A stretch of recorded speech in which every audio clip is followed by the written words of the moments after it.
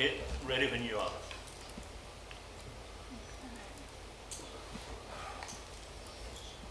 Did you want to open, Tom, or do you just want me to kick straight No, in? I'll open. So, good afternoon, everyone, and welcome to this Infrastructure Committee workshop. We are here to talk about the Local Water Done Well initiative, and I'm going to hand over to Erin.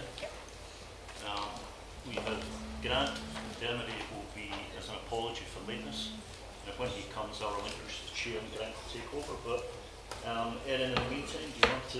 Yeah, absolutely. Happy to kick in.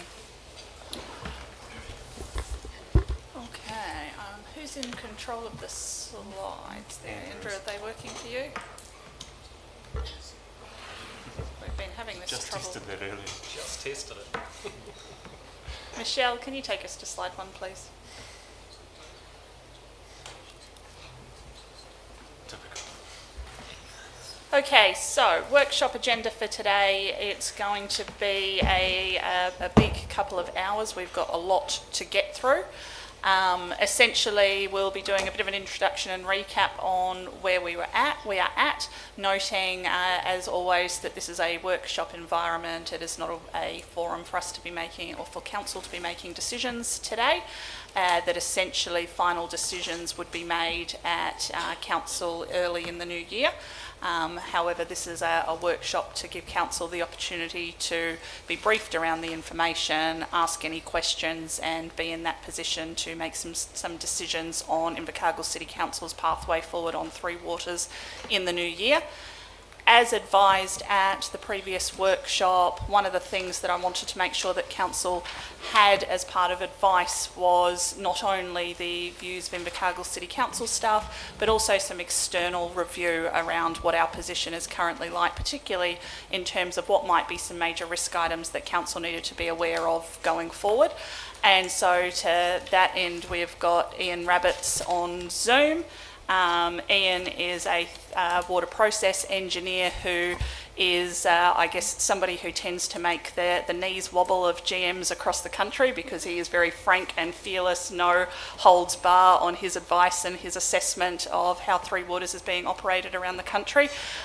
He was a technical advisor to the Havelock North Inquiry, and he's a former board member of Water New Zealand. So he's come down and spent some time, particularly with our water supply team, out at our treatment plant at Branksholme, talking to the team, going through our water safety plans, etc., to ensure that there's nothing that we've missed as staff in putting sort of a full Three Waters picture before you. So Ian will also be taking you through his findings. We've also got a brief risk review that essentially just we want to look at any of those things that weren't captured as part of the long-term plan that council may want to make sure that it has headroom for should anything change in that space in the future, and council wants to bring additional items into the long-term plan, so just making sure that we're aware of any of those items. And then we'll be handing over to Stu to obviously take us through the work that Morrison Lowe have been doing around modelling the various different pathways and around working through the business case work that we started in the previous workshop. And then a quick wrap up and next steps around the very fast freight train that we are on through to making a decision in January. Okay, Andrew, I might hand over to you just to recap where we have been and where we are going at pace. Sure. Erin, just before you do, apologies for interrupting you. Erin, can you just clarify what you're trying to get out of today? Because when I look at the slide that comes up shortly, it says secure councillor input to the analysis and receive direction on the preferred delivery models to take to public consultation. What you said was that you were not looking for that today. No, what we're essentially looking for is any feedback to make sure that council gets all of the information that it needs to make a decision in January around what you want us to focus our attention on, to make sure that we're focusing on the right models that council wants to explore more before going out for public consultation. Okay. So are you looking to try to perhaps not get a final, well, definitely not a final decision, but at least a steer on where council are heading? I think a steer on which options council wants to, has council got enough information? Would council like some more information on this option or that option that it may like to explore more between now and the end of January? Okay, so, okay, thank you. Carry on. Oh, Chair, question? Yeah, Mr Mayor. Just a couple of quick issues about the timeframes. The advice we were given by DIA was that we were to declare our two preferred options to there before Christmas this year. That does not sit with the time frame of the end of January, early February. So that's one issue. The other issue is I won't be here, certainly at that time, 25 January. Others may not be as well, because some of us have been working on having leave over January at a time when we had no commitments to this framework. The framework was, from what I understand, that we had to advise DIA by Christmas, and then the next step for us is to look at the public consultation issue in February, March and beyond. So Erin, do you want to comment on that? Is it? Yeah, so Andrew will actually take us through the timeline, because I know Mayor Clark's raised that issue around a December timeframe. So we've gone back to DIA to clarify that, and what they've advised is that there is no requirement for us to provide that those final options in December. We simply need to have initiated discussions with DIA in terms of talking to them about our process this side of Christmas. And it was actually quite handy after that question was asked. DIA released their latest update around timeframes, which is up on the screen in front of us. The pathway that we're currently following was the one that was outlined, I think, 2 infrastructure and projects meetings ago, where we essentially locked in that pathway towards council making a decision on reform. So that's what we're trying to keep us to at the moment. Okay, but picking up on, sorry, yes. And one other quick point with that is that if we delay our decision making till February, we're getting huge amounts of pressure from other councils to declare earlier so that they can look at potential CCOs that may or may not involve Invercargill. So I think, I personally don't think it's healthy for us to push that out. I mean, it may be that as this meeting unfolds, it may be that there is a very clear preference being expressed by councillors for, one or two or options, in which case you might get to the point, very nearly to the point you want to get to in January. You might actually get to today just by the fact that there's a very clear view. Thank you. Anyway. Sure, okay. So just back on, just in terms of what the outputs of Workshop 1, which was 12th of November, we had that session. We went through that exercise of defining what was important to Invercargill, what makes Invercargill great, and then that feedback from councillors was then used to inform the investment objectives, which have been drafted and we'll go through today with Morrison Lowe. And those investment objectives are what we're measuring the various three waters delivery models against. So yeah, real focus for today is to, as Erin said, go through that risk view and yeah, do the multi-criteria analysis. We've got the draft of that analysis that Morrison Lowe has presented against those investment objectives. And just to replay, no decisions, it's looking for direction. Is there any further information that councillors would like to see? Or any further analysis that needs to be done to help inform a decision in January period.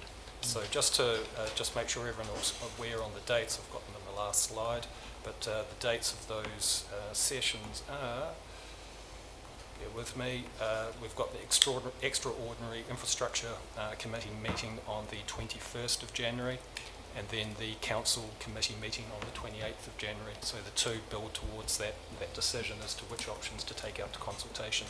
So we're actually in a pretty good space in that we've got, if there is more work to be done in the meantime, to inform that decision, we've got the time to do that work.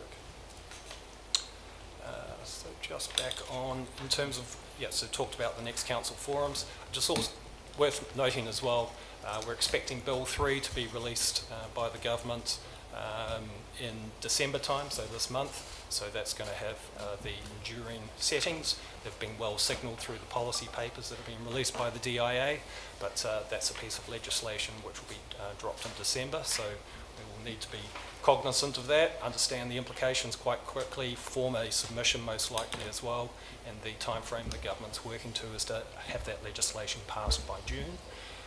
The other moving piece, just want to flag as well, is in terms of the wastewater standards. So they have been worked through with Te Mata Arawai is working on those now, and we expect a draft for consultation in June of next year, and those standards to be completed or finalised, implemented the back half of next year. So quite a loose time frame, but when you look at us having to nail down our water services delivery plans, the two timeframes don't align.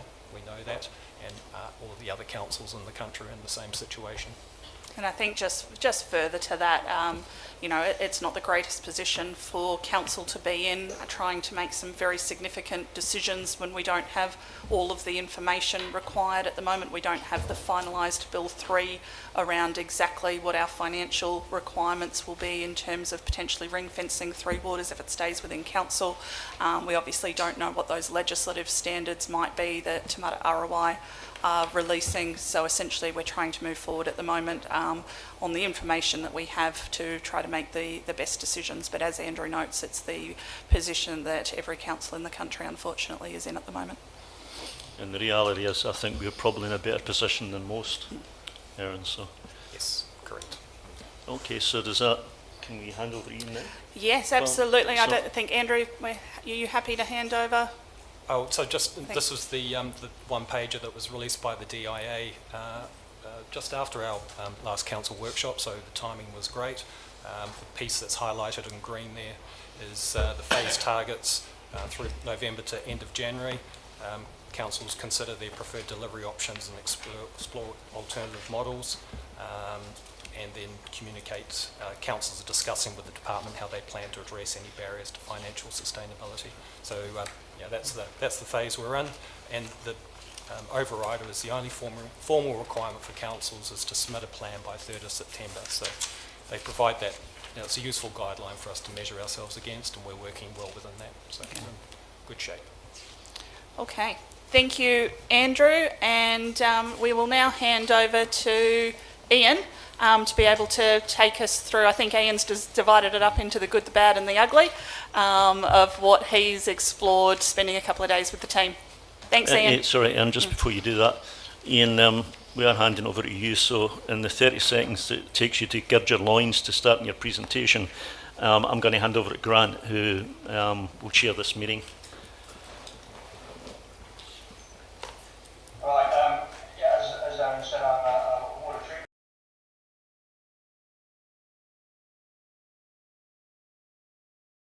Long time, over 30 years, with 25 years experience in New Zealand. I was involved in the Branksholm upgrades in 2017, and I was also part of the expert panel advising the Havelock North Public Inquiry, and I'm currently helping Queenstown with their response to the cryptosporidium outbreak. The other person in that photograph is my daughter Alice, who I'll come back to a bit later, but she's very nearly completed an apprenticeship in as an electrician, so I'll come back to her later. If you could have the next slide, please. The good news is, in looking at all your documentation, going through your long-term plan, asset management plan, water safety plan, source water risk management plans, I think it appears to me you've identified your asset risks really, really well, and you have mitigations in place for a lot of those risks. I didn't find any risks that I disagreed with the evaluation or anything that was significant that was missing. And investment in infrastructure can always be more, but in terms of leakage rates, reservoirs, pipelines, treatment plant, you're in a pretty good space. The two biggest risks I think you've identified, and I agree with, are the reliance on a single water source and backflow within the network, both of which have significant programs of work underway to address those risks. So I think from an asset risk point of view, you're in a very good space. If you have the next slide, please. The bad news is, and a lot of what I'm going to say is an industry problem, but they direct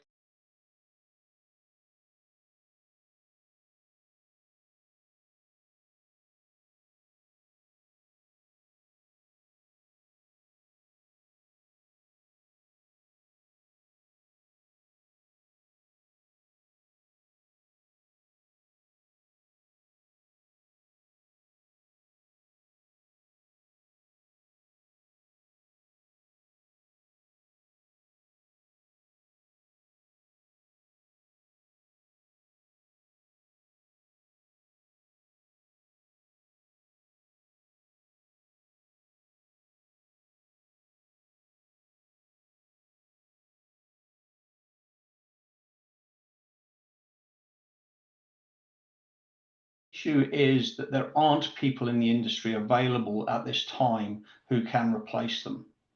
So you need to be thinking about how you're going to replace these people in the next 5 to 10 years, who you're going to get, where are you going to get them from, are you going to train them internally? Overseas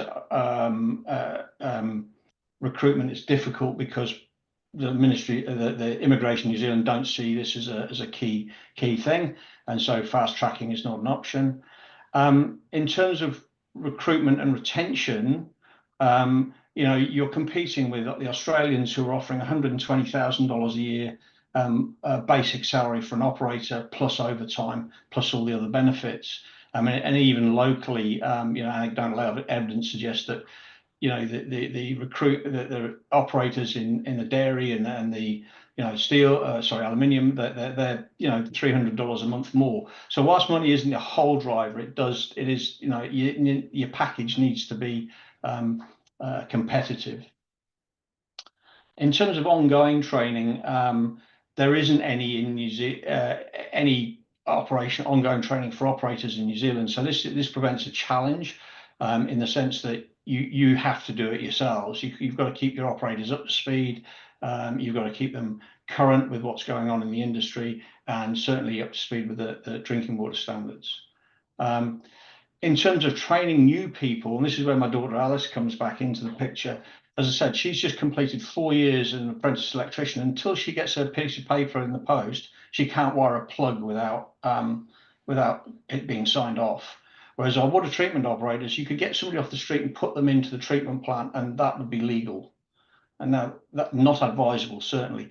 But even if you look at the training for operators, there's an NZQA level 5 and level 6, I think, standards they can do.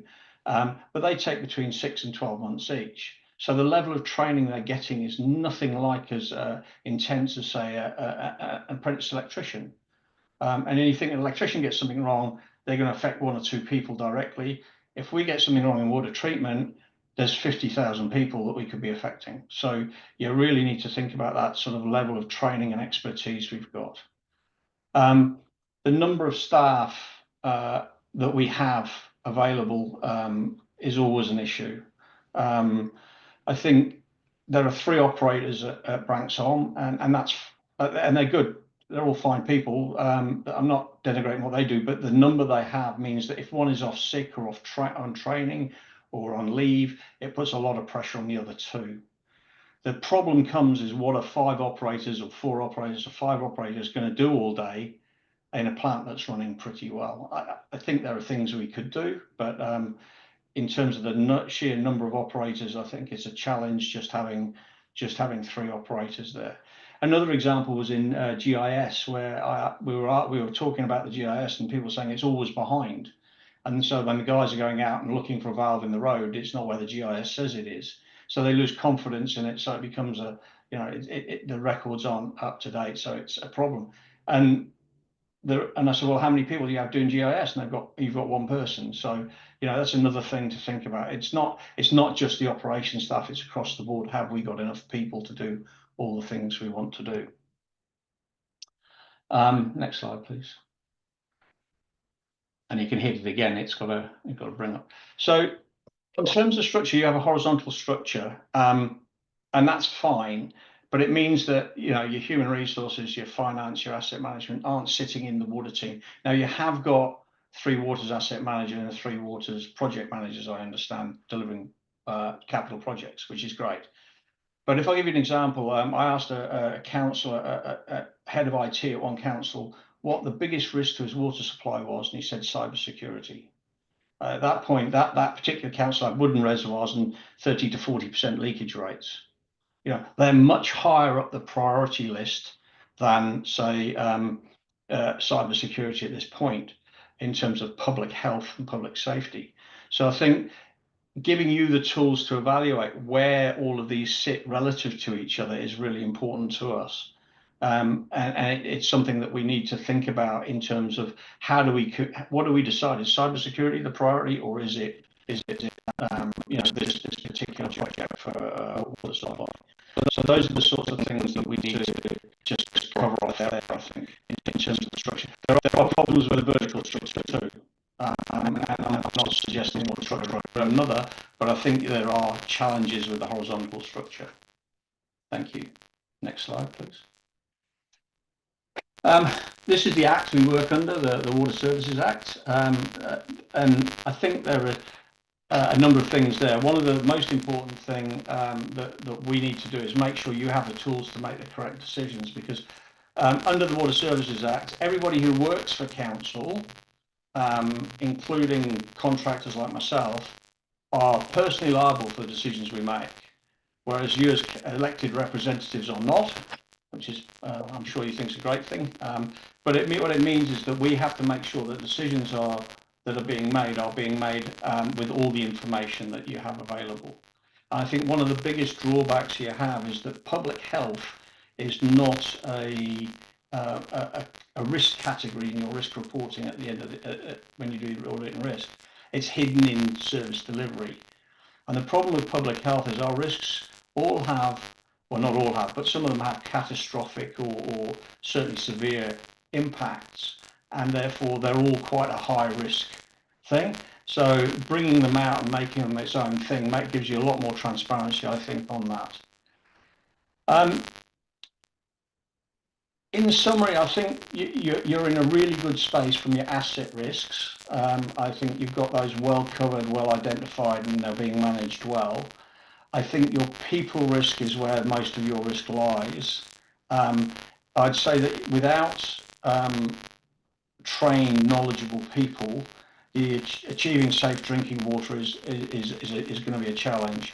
And for every dollar you spend on infrastructure, I'd like to see the same dollar spent on your people in training, retention, recruitment, that sort of thing. And my last plea is please don't cut the training budget.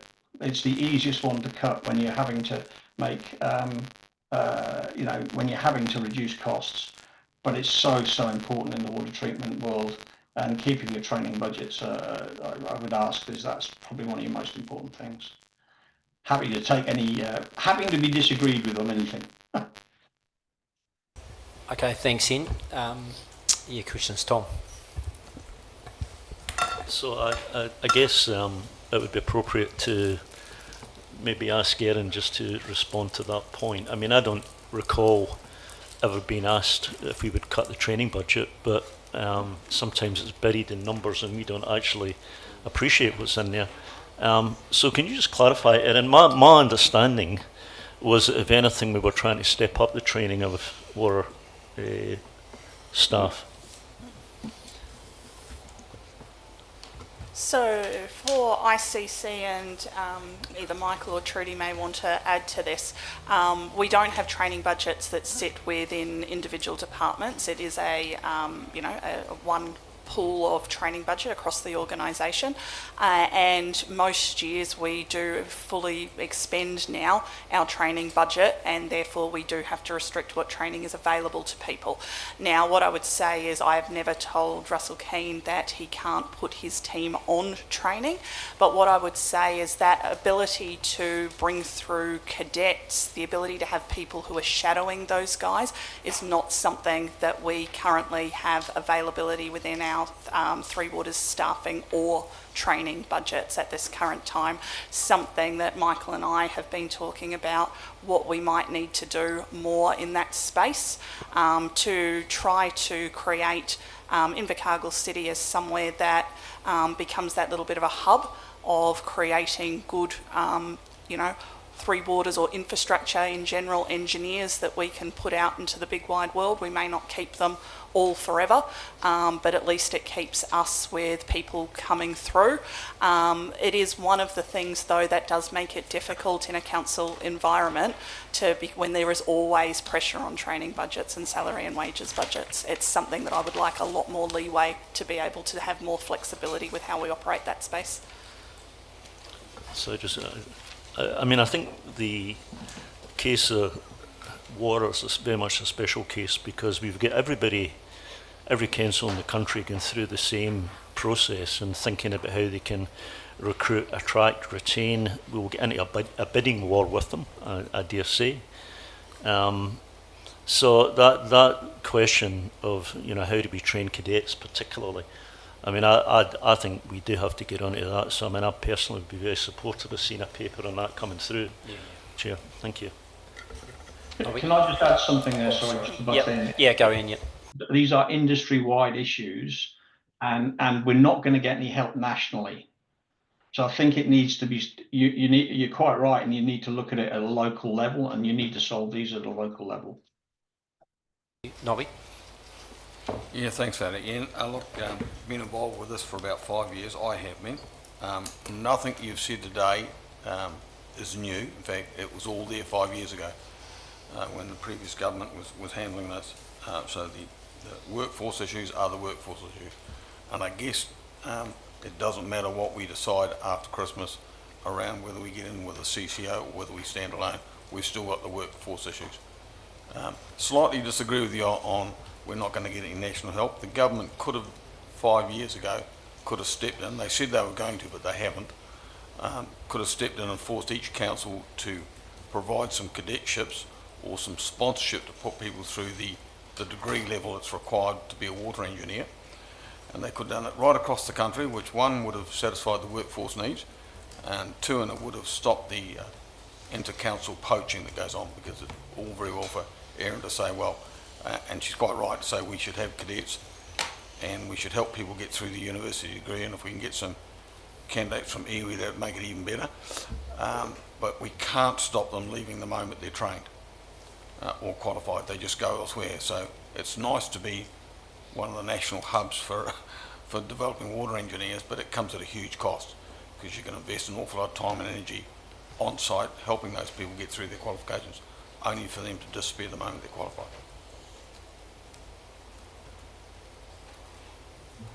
Have you got a comment on that, Ian, or do you just want to? I do. I think you're absolutely right. I mean, there is ways of keeping them around for a short period, like 2 or 3 years after they've completed their degree. But you're absolutely right that people are going to move on. But the problem is, if you don't do anything, then you're in the same situation, or you'll be in a worse situation in 5 years' time. And even if you keep 1 or 2 of those people, then that will help you. You're right about the investment, though. I can't fault you on that. Just had one other issue there, Chair. Yep. The issue comes up about employment bonding. So if you put somebody through a university qualification, can you bond them for a certain amount of time? Well, under New Zealand law, you can't. There's been any amount of court cases to do that, and I got Michael Morris to search that out this morning. And the other issue is, can you get into an arrangement where we pay for your course fees at university, but if you disappear within a certain time frame, you pay back some of those course fees, and you can't do that either, because that breaches the Wages Protection Act. So Michael gave me some legal advice on that this morning, and I already knew that, but it's just bonding becomes extremely difficult. Yes. You just hope goodwill kicks in, but it doesn't always.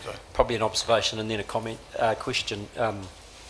I know with some of the school kids leaving, a lot of them are choosing not to go to university because of the cost. Yep. And more staying doing apprenticeships with electricians and buildings and those sorts of things. So that's actually an opportunity for us in our local demographic. That's a trend that's probably changed over the last 5 so years with the change in university costs.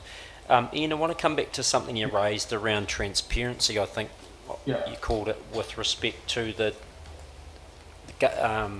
what's happening at frontline versus what we're seeing at governance. Could you go a bit deeper on that, please? So, for example, I'll give you one example of a way it was very transparent. Was one of the water managers of the council up north here. He went along to his council and said, "This is all I need to make my water business the best it can be, or to achieve safe drinking water 100% of the time." And he went in with some insane number, like 40 million a year for the next 10 years or something. And they all went, "Oh, you'll have to cut it back." And he said, "No, I'm not going to cut it back. Here's the information. You decide which bits of it you want to cut back." Now, I think that's too far, but quite a lot of the time, I think the engineering teams and the operations teams make decisions based on risk, saying this is the amount of money we need going forward. And they've already sort of made some of those decisions beforehand. And I guess it's giving you enough information without overloading you to make those decisions or to understand the cuts that have already been made, if you like, or the pushing out of projects that really shouldn't be pushed out for the sake of budget. Primarily linked to the hard assets or the infrastructure assets within the program, or Yes, but also, well, it also goes across to the people, the number of people, and things like that. Erin mentioned salaries earlier, you know, letting her have more leeway on that. But it's those sorts of, it's all of that kind of thing. You know, yes, it's those. I'll stop there. The other thing, I think you said a dollar for dollar investment in people and infrastructure. Can you clarify that? Oh, that's it's a nice soundbite, but it basically, I think we have underinvested in our people for about 30 or 40 years, and there's a huge amount of catch up to go on. As I said, you know, our water treatment operators are keeping water safe for 50,000 people or so. You know, that's a huge responsibility, and they have huge liabilities under the Act personally. And you know, they can get $50, you know, $10 an hour more driving a digger, and they're home by 5 o'clock and not on call. You know, the value we put on our operators, I think, is far too small. Right. Okay. Thank you, Trish. Just with regard to training and bonding and whatever, the Community Trust, when we had a shortage of doctors, they developed a scholarship program, and they were able to be supported through university. They were bonded. I'm not sure how it works, but it's been done before, and that ran for a number of years. I can't exactly tell you how many years, but at least say 10, 12 years. So there is precedence, and they may well be able to support the council in a similar thing. Just something worth thinking about.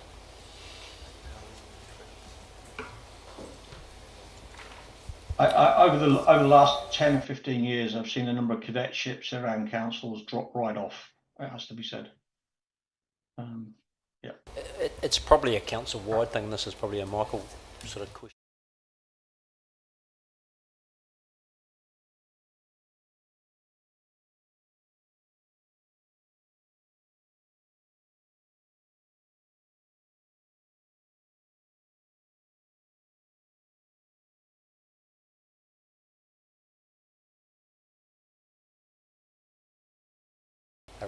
And whether it's graduate programs or cadet programs or bonded roles, what is it? You know, what's best practice look like, and how do we get really good at it? I think what I'd add to that is that, you know, like Ian said, it's an industry-wide problem, but I think that the problem is actually bigger for Invercargill City. You know, when I came into the infrastructure team, the majority of the experience at my management and my senior level below that were all people who were coming up on 40 plus years experience. So as Ian says, those are people who are going to be moving out of the industry soon. And then we have got a really, really big gap down to those next ones who are coming through in between. We don't have those, you know, mid-tier level people. So it's almost more important for us to invest in this space than it is for others. Tom? And then Look, I think, I can comment. What TY found was that you do have a big turnover when you have cadetships, whatever you might call them, but maybe one person of 3 or one person of 4, for family reasons or for cultural reasons, linkage to the area, or for whatever reason, sticks. So, and if you can make one stick every year, then you keep your complement. The other comment I'd make is actually, we've talked about university. I think the majority of people who are vulnerable are actually operators, I would have thought, and probably at the technician level. Yes, exactly. We're not talking right, about we're not talking about. So when you look at those folk, I know we want to develop our youth, but very often mature students are actually the best. Bring people in middle age who might have been plumbers or something, but you know, who might be at a stage of their career where they want to do something different. And very often that's more fertile than try to attract kids from school, because the person who's 40 when they join us is far more likely to stay than somebody who joins us when they're 18. Yeah, that's absolutely right. That mid-career sort of transition, isn't it? Michael? Thank you. Through yourself, Chair, I would highlight our close involvement and support in relation to SIT and their program around the engineering services.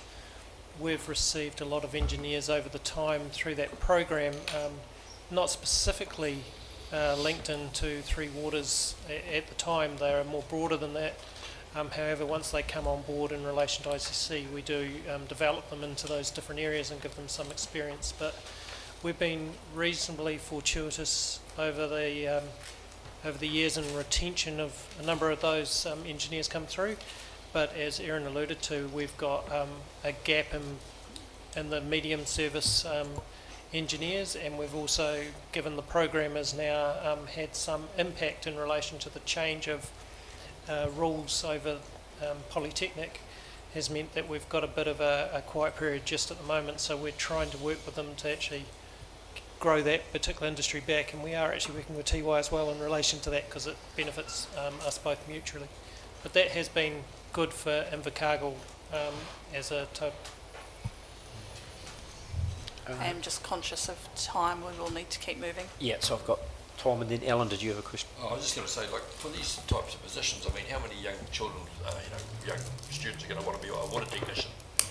You know what I mean? So for these sort of, if you want to employ people for these types of jobs, you need to make the job clear as to what's required, I think. And even I myself personally don't know what the requirements will be for a person to do that job, you know what I mean?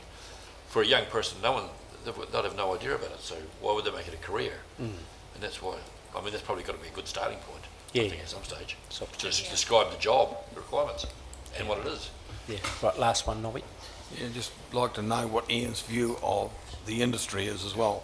So as the industry upscales, and you know, the talk is over 10 years, the industry will need to do 200% more work than they're doing at the moment. They're going to need water engineers and technical people as well. And so very easy for a big operator to poach staff off council and then kick it into the cost that comes back to council. Yeah. So we've got a hidden risk there as well, I think. Yeah. Yes, I think it is an industry problem, the lack of people coming through. But I guess the issue is that there's no national body that's going to take on developing a proper apprenticeship and learning for water treatment people, whether they be engineers or operators or managers or whatever, asset managers. And there's going to be no national water body that's going to take this on. So I think it's going to have to be done at the local level to actually generate these things. There's a lot of material overseas that's available in terms of training apprenticeships. So Busselton Water in Western Australia have a very good apprenticeship where they don't allow their apprentices on call for at least 2 years after they started training. So, maybe going and approaching some of these other overseas councils would be helpful. Yeah. Maybe that's an opportunity for SIT. Yeah. Become the national trading entity. We'll keep moving just with time, Pania. So, wait, yeah, are you doing the risk review? Who's doing the risk review? Me. Oh, yeah, okay, where you go. So you're happy to jump into that? Yep. Okay, Ian, it's completely up to you whether you want to stay or otherwise. Thank you very, very much for being with us today. That's a pleasure. It's been an absolute pleasure. All right. Thank you. Thank you. Bye. Okay, so the risk review. You may be able to cast your mind back to about this time last year where we were in full swing mode trying to bring Three Waters back into the long-term plan after the entity model was discontinued. And some of the things that we looked at around the budget were, we did a bit of a risk score around what the key capital challenges in particular were across our network. A number of those things got brought into the long-term plan. A number of things had a low risk and they were pushed into the latter years of the long-term plan. But I just wanted to make sure that before we go through Stu's modelling, where he's going to essentially show the financial position of council, that we're just aware of the fact that we do still have some things that at some point that are sitting outside of council's risk tolerance, and that at some point council may or may not make a decision to bring back in. And the main reason I wanted to show that was that if you were pushing hard up against your debt cap, that's going to really restrict you if something changes in that space and suddenly you have to pull something in. If you're sitting well under your debt cap, then that gives you the ability to pivot within your long-term plan if something triggers a change in your risk response. Michelle, can we have the next slide? So the good news is that the majority of things, there was a reasonable size list that we went through last time, and we've done another piece of work on that now to see if there was anything that we missed last time. And the two there in yellow were both things that were in last time. The one that wasn't in quite the same way at the time was that middle one around the stormwater ditches. And what I would note is that why that one is high, it is a likelihood one that is fairly low, but the risk of stormwater ditches, if you have a vehicle or a person or a child go into that, the impact of that can be quite high. And the difficulty that we're dealing with in particular with Ototara is that because it's an area that has developed over time with quite a high level of intensification, it's becoming a semi-urban area. And one of the things that we became aware of actually through this process was that the fire department actually classified as an urban area for fire response as opposed to a rural area because of that increase in density. However, from our district plan perspective, we do still classify it as a rural area. So again, these are things that simply sit outside of council's current risk tolerance. At the moment, they're not within the long-term plan. But again, if we were sitting hard up against that debt cap, if suddenly something happened and council wanted to change its response, it would make it very difficult to do that. Whereas if you have headroom, it gives you the ability, if council decides that actually it doesn't want to carry that risk in the future, it has the ability to make a change. Any questions around that? Yeah, I've got one. Is that a targeted rate scenario? Could be. There might be one for Michael and Patricia, but I would see that as a possibility. Tom? I remember well when the waste collection system, wastewater collection system was around Ototara, and individual residents had to pay, of course. The pipes were laid in the bay, but to connect to them, you had to pay, and that was a lot of money, with thousands of dollars. It is. And therefore, a lot of residents simply did not pay. My reading of those things is that, well, I understand the reason that they're up there.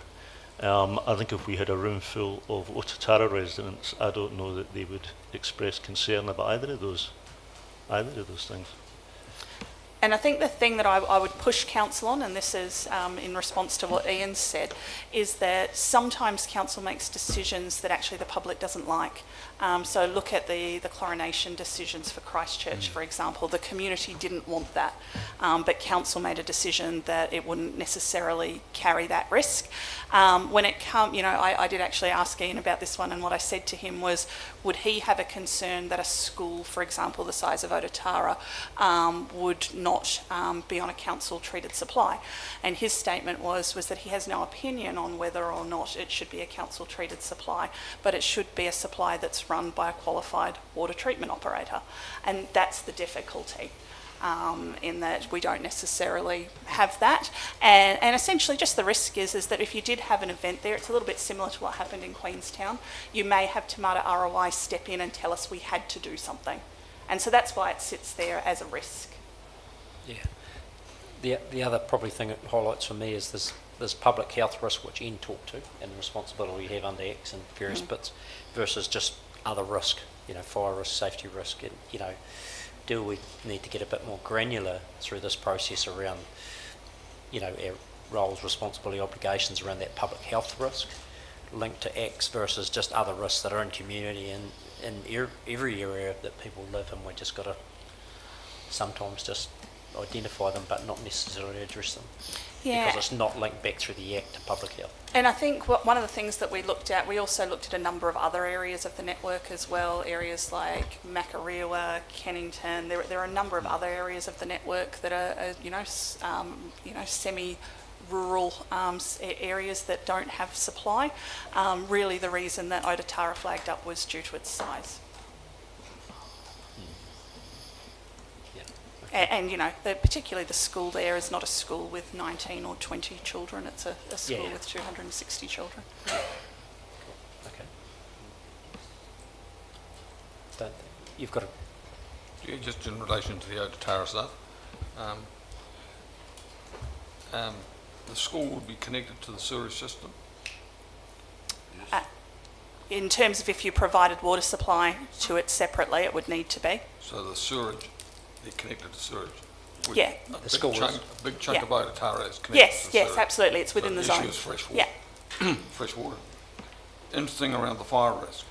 If you go into town and you let one house burn in central Invercargill, potential is there to burn down other houses as well. That's not the case in Otara because the size of the sections that are required by council are very large. So, and not only that, all the new houses have to have 3 tanks, which Yep. is a substantial amount of water and a substantial amount of commitment that people have made, only to find out that they might have to wear some Yeah, and so some water we, costs we, as well. we did acknowledge that there were steps that are in place through the building code for fire protection, but that's very reliant on people to make sure that they, you know, they have that system accessible to the fireys. I think, as you would know, the fireys did a big push recently around actually not being able to get access through a lot of people's driveways and things like that. So, like I say, it's not one that we're here to make a decision about today.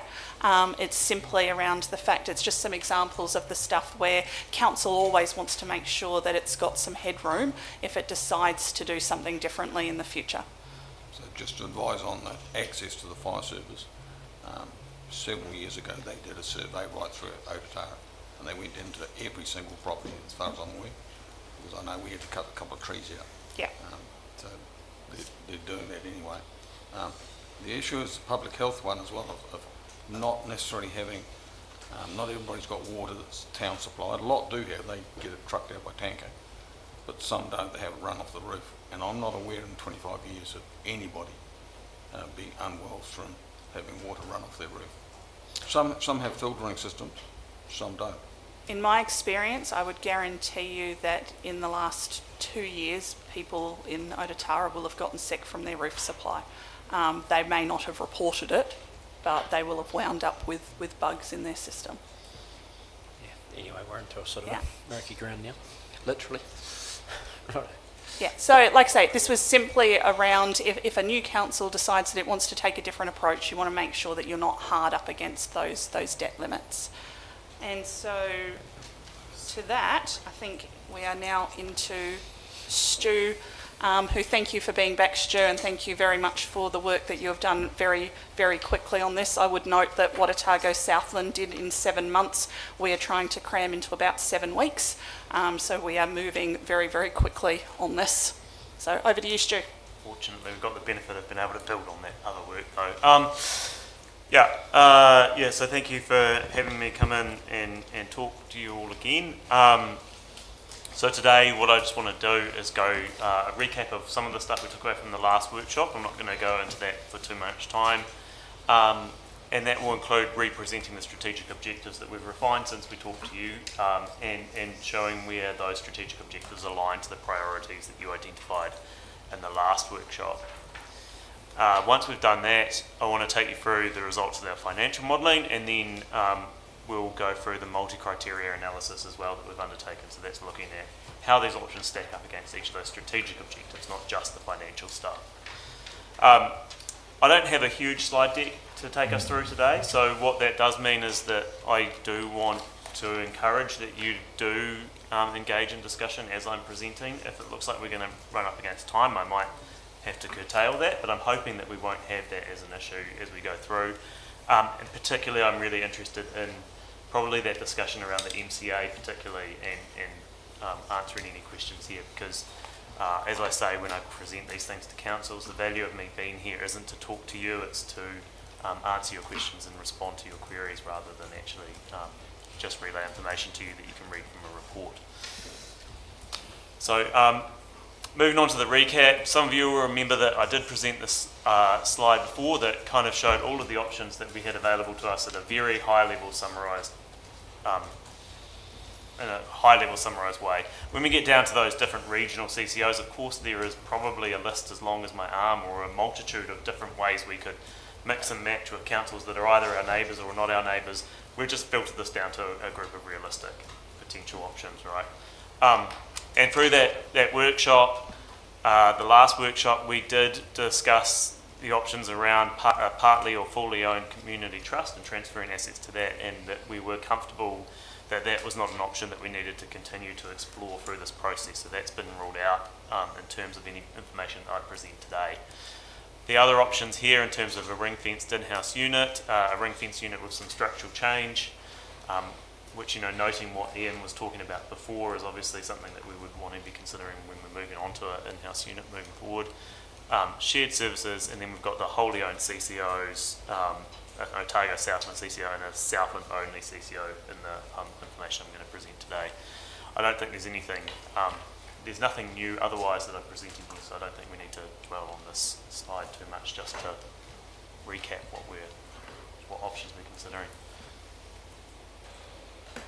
And just to recap again on I guess why I'm taking you through the strategic objectives and some of the financial modelling today, is just some of those steps around how we might want to go about making a good decision around Three Waters, right? And that's starting at that original point of what's our problem definition, what's important, what's most important to us around the delivery of Three Waters services. That's what we went through last week. Last workshop, it wasn't just last week. And that's what we've covered already, and that's what I'm going to present back in terms of the strategic objectives. And then we just want to consider our alternative options, and that includes the status quo and having an open mind to the rest of the options that we go through, and then finally some qualitative and quantitative analysis. So I'm taking you through those last steps today, the qualitative and quantitative analysis of those options against what we've decided already is important to us and not important. So just to recap on what you all told us was important, and I've graphed this in a way that we can see it from most votes to least votes. Most of you said that affordability is the most important, or one of the most important things for future Three Waters service delivery options. Second to that was local decision making, and thirdly we've got service efficiency. Now if we look at service efficiency and affordability as sort of going hand in hand, because we're probably not going to have affordable services if we don't have service efficiency, there is a lot of emphasis there on affordable services and efficient services. The next ones here, we've got those some environmental performance, service resilience, compliance with regulation and standards, capability and capacity of workforce, which I'm hearing is a big concern at the table, but given I only let you choose 3 options, I think unfortunately it probably just didn't make the cut, because some of you would have liked to have chosen 5, 6, 7 options in the list. And I'd note, Stu, there was also some discussion at the end around the fact that safe drinking water came into that compliance with regulation piece as well. And then finally we've got some desire there for enabling economic and population growth. So there's some pretty strong themes there, and I guess if I was to sum this up, this is not different to what I've heard in councils that I've presented this to elsewhere in the country. And we hear the same kind of thing in most of the councils that we do this work with. And I'm doing a few more of these workshops next week, and I'm sure I'll hear exactly the same things from those councils as well, right? And some of that is that what I'm hearing from a lot of councils is we effectively want the smallest model that will deliver affordable water to our communities. So the one that is the most local that will still deliver affordable water services to our communities. And that's, if I was to wrap it all up into one sentence, that seems to be what I typically hear from councils. I've got a question there, Stu. Is there any there that you think we need to rethink through around priority? I would, in your opinion, put you on yeah, the spot. I think that's a good question.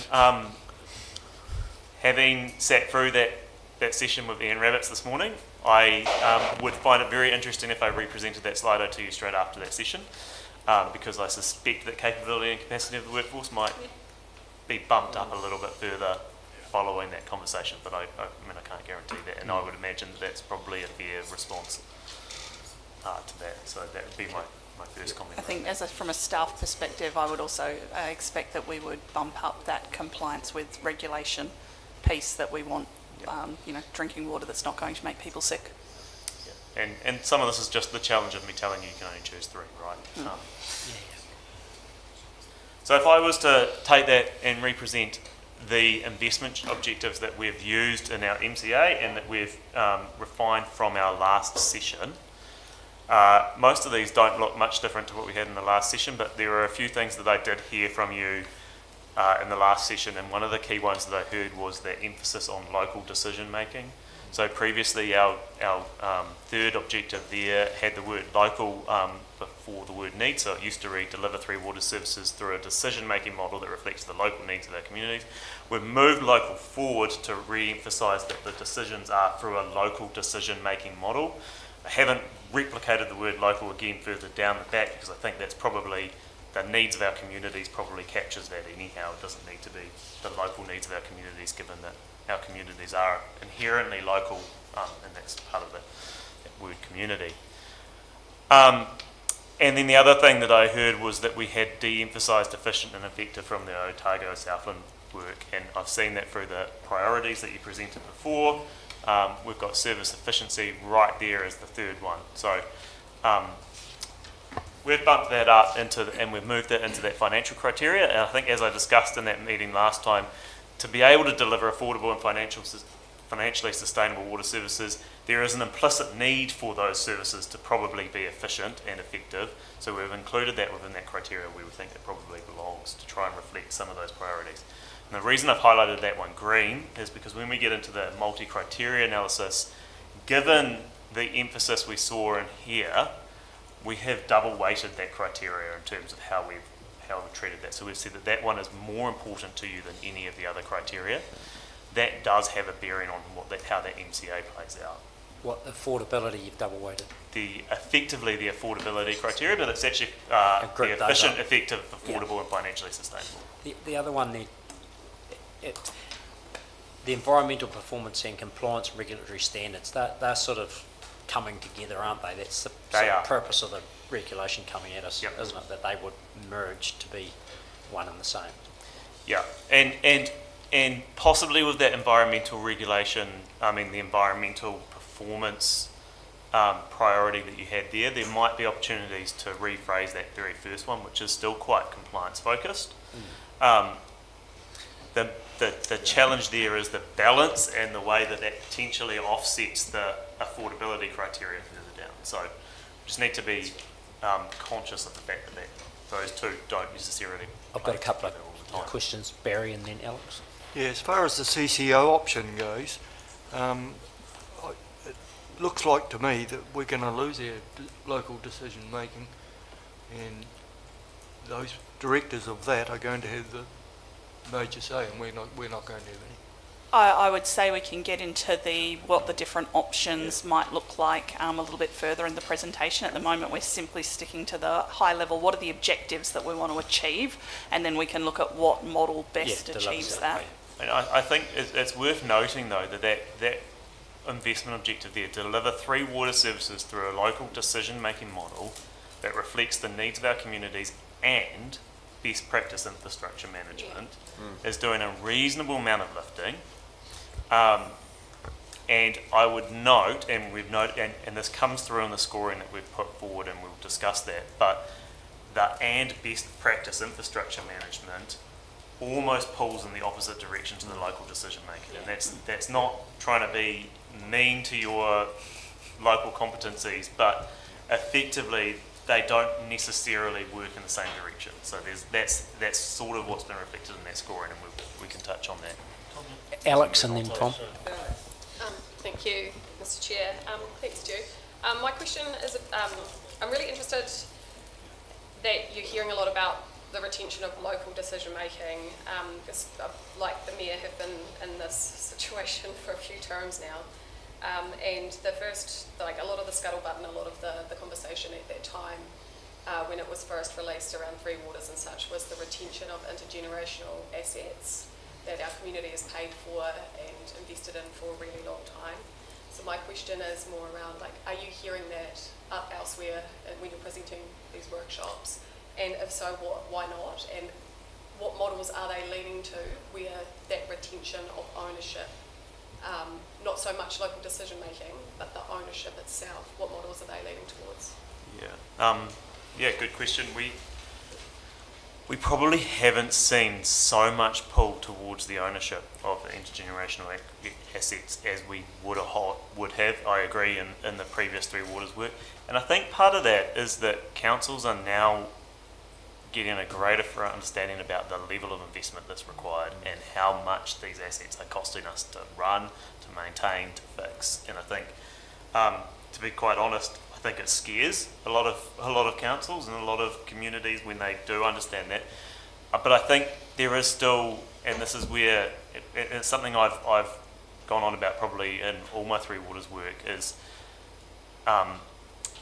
there is an inherent kind of desire for councils to hold on to these assets and own them. And one of the things I keep asking is it ownership you are after, or is it the benefits of ownership? And what are the benefits that are attached to ownership that you actually want to retain? Because sometimes those benefits that are attached to ownership that you want to retain can be retained without actually owning the physical assets. So I think where we're seeing some models coming through, there's definitely a strong desire for standalone CCOs that you're considering that kind of retain some of that local ownership. There are definitely councils that are still considering in-house models. A lot of it still is coming down to the numbers, to be honest. But what we are definitely seeing is a lot of the, we had the Otago Southland study here, that was 8 councils. I know in Waikato Water there's a number of councils that have made resolutions, but that's to go into stage 1, which I believe is still councils retaining ownership of their physical assets at first. In Manawatu, Wanganui, there was a large study that I think would have had about 8 councils in it, and that has broken down. There is about a group of 4 of those that are looking to do some work. In Wellington, again, there was about 8 councils working together, and they're breaking into smaller groups, so they're not necessarily looking at standalone models, but they're looking at the smallest viable model that they can take away from that. And that seems to be, part of that's just low barrier. Can you give some more colour to sort of that benefits of ownership without ownership? What are you meaning? Yeah, so is it the decision-making piece of ownership, or? Yeah, well, I mean, and I guess this is where I keep coming back to what is the thing you want to achieve by having ownership, right? And if it's decision making, then we can set up processes where we have the ability to elect directors, or choose the directors. We'll set a statement of expectations. We can bring in other charters as well. So Wellington's looking at a consumer charter that's going to be established as part of that. But alternatively, there might be just things as simple as, well, we want to be able to leverage the revenue from that for our borrowing. Now, most of the time, for most councils, you don't want to be leveraging the revenue from your water services for borrowing, because that's already over leveraged. So that's not actually providing you any additional capacity. But just understanding why people want to own things is the key thing, right? Because to be frank, I look at water assets sometimes and I think they're a big liability on the balance sheet. They might have an asset value in them, and they might have an inherent value, but they're not actually worth anything when you try and sell them. No one's going to come and take them out of the ground for you and resell them. You can't. That they have no inherent value apart from for the delivery of water services. Okay, I've got Tom, Nobby, and then Alex. Yeah, I was just a little bit uncomfortable. It's a few minutes ago now, so I've probably moved on in my mind, but I was a little bit uncomfortable when you commented about the fact that local decision making has certain benefits, but it may be on the other hand that you lose certain efficiency by doing that, because there may be, and I'm paraphrasing there because I don't remember the exact words that you used, but there may be greater levels of efficiency when you have, say, professional directors and so forth. I think that's true, but you definitely lose local control. Yep. No question. So, I mean, again, if we compare that with the model that we understand very well, electricity in Invercargill, where it's exactly the same as the CCO, or it would be, except it's covered by the Electricity Act. Through to all of the directors are Christchurch based except one. Yep. This table has no control whatsoever. The decisions that we're about to take, such as how should the Bluff water treatment system look in the future, or how should the Clifton water treatment system look in the future, in the hands of a CCO, the community would have no say whatsoever. So I think there is a huge conflict between the CCO model, particularly if it's at some kind of regional level, and the whole question about local control. I think the other thing I would say is that the efficiency point does not overwhelm the very substantial increase in cost that's associated with moving to a CCO, as you've shown later in your presentation. But anyway, you'll get to that slide soon, won't you? I think, Tom, if I can clarify, Stu, and you can jump in and tell me if I've gotten this wrong. I think what Stu was saying is that undoubtedly if you move towards a CCO model, the further you go, particularly with a regional type model or national type models, the more you will move away from that local control and say. On the other side of it though, if you move to a professional technical board, what it's saying is that might wind up with different Three Waters decisions, particularly if, I'm sure with PowerNet, you've put together a board that has particular skill sets that have been hand-picked, perhaps one in water safety, perhaps one in financial, those sorts of things. Whereas with a council, that's not necessarily the makeup that you get around the table after an election. So it was just the fact that those two pieces pull a little bit differently. Yeah, absolutely, and not speaking so much to the efficiencies, but I do agree, and we've mentioned this a few times in the Otago Southland modelling that we've done, but also a little bit here as well, is that it's not really about the efficiencies. That's not to say that the efficiencies don't exist, and I don't think anyone disputes that efficiencies exist. They're not at the scale that Wix was saying that we were at 3 years ago. Again, I don't think anyone disputes that they're not at the scale that Wix was saying 3 years ago. Even DIA will admit that that scale was too large now. They wouldn't have admitted it 3 years ago, but they are certainly admitting that now. It's not about that, but and we don't know what the efficiency will be anyhow. But yeah, certainly it's around that access to expertise, independent skills and knowledge that becomes greater with scale in terms of your ability to attract the best, most qualified directors to these CCOs. That doesn't mean that those people are making local decisions though, and there is definitely an inherent conflict between those two.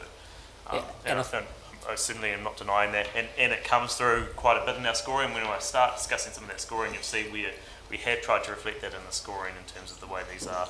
And that's why actually a lot of the scoring, if you've gone that far ahead in your slide deck and have read in advance, is what I would almost call sitting on a fence, some of those numbers that we've got there. We haven't ended up on many extremes, and that's not an inherent dislike of the extreme. It's just... Okay, I've got a couple of people waiting. I've got Nobby, Alex and then Ria. So just to add to what Alex was asking before, it seems that the frameworks that we're considering have moved away from CCOs having ownership and also the debt associated with ownership. We've gone away from that. The only one that I've seen in Otago South that has some interest in that is Queenstown, for obvious reasons. And we've gone away from each participating council having the same water rate. That's a cost rate. That's going to be now margined out. But the general thing that's shifted is that we're no longer borrowing against assets, because we don't have the assets in these CCOs. We're borrowing against future revenue. And the dilemma with that model, as Tom said, is we lose local input. So for argument's sake, if we were in an Otago Southland CCO without ownership and without debt management, two things happen.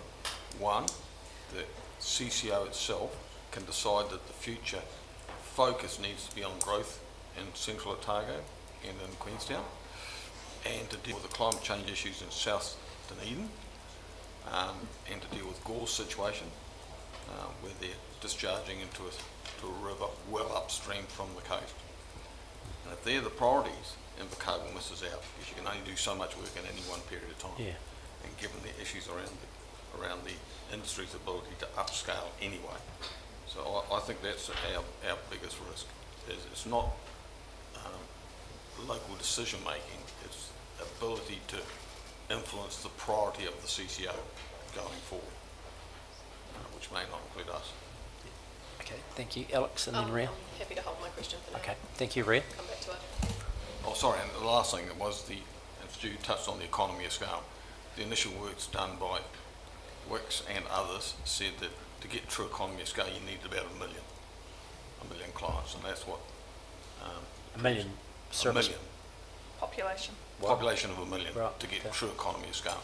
And it's good in the report that you say that we're going nowhere near that amount. So it's not a major factor. Yeah, And I was really interested that you had in your flow chart there before, one of the options was shared services as opposed to a CCO, because that's the way to get economy of scale in some cases. So, and if we consider that, because that's not one of the DIA options, but if we did have a shared services and nothing more than a shared services agreement, we could get into bed with somebody that gives us that shared economy of scale, for argument's sake, Dunedin City. Not necessarily a territorial boundary splitting us, but we could share services. So that opens it up, doesn't it?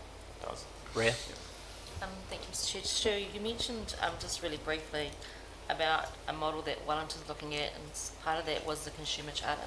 Yeah. Could you explain that just a bit more? I'm not Or massively over what Wellington's doing. It's not an area that we as a firm are actually doing active work. So we've only heard snippets? probably what's snippets, right? But my understanding is that it would deal with mechanisms for whether there is price protection elements to that, but it would also deal with elements about how consumers may be able to have a voice in some of the.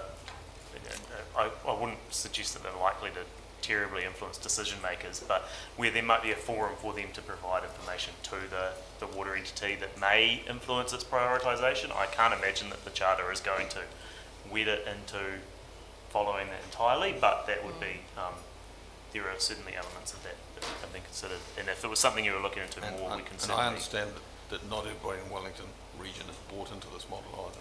No, so the Wellington model, my understanding of the current status of the Wellington model is that Porirua, Upper Hutt, Hutt City and Wellington City are the only councils that are likely to participate in that.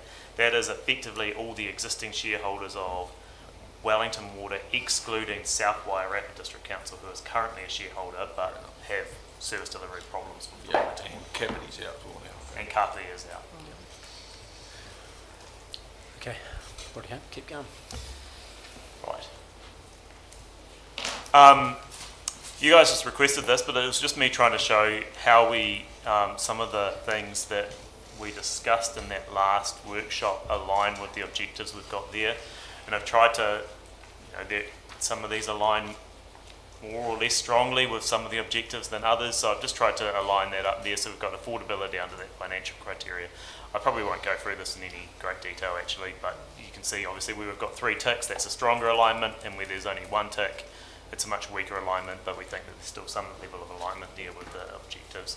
If anyone's got questions about that, I'd probably just take questions on this slide before, rather than actually dwelling on it too long.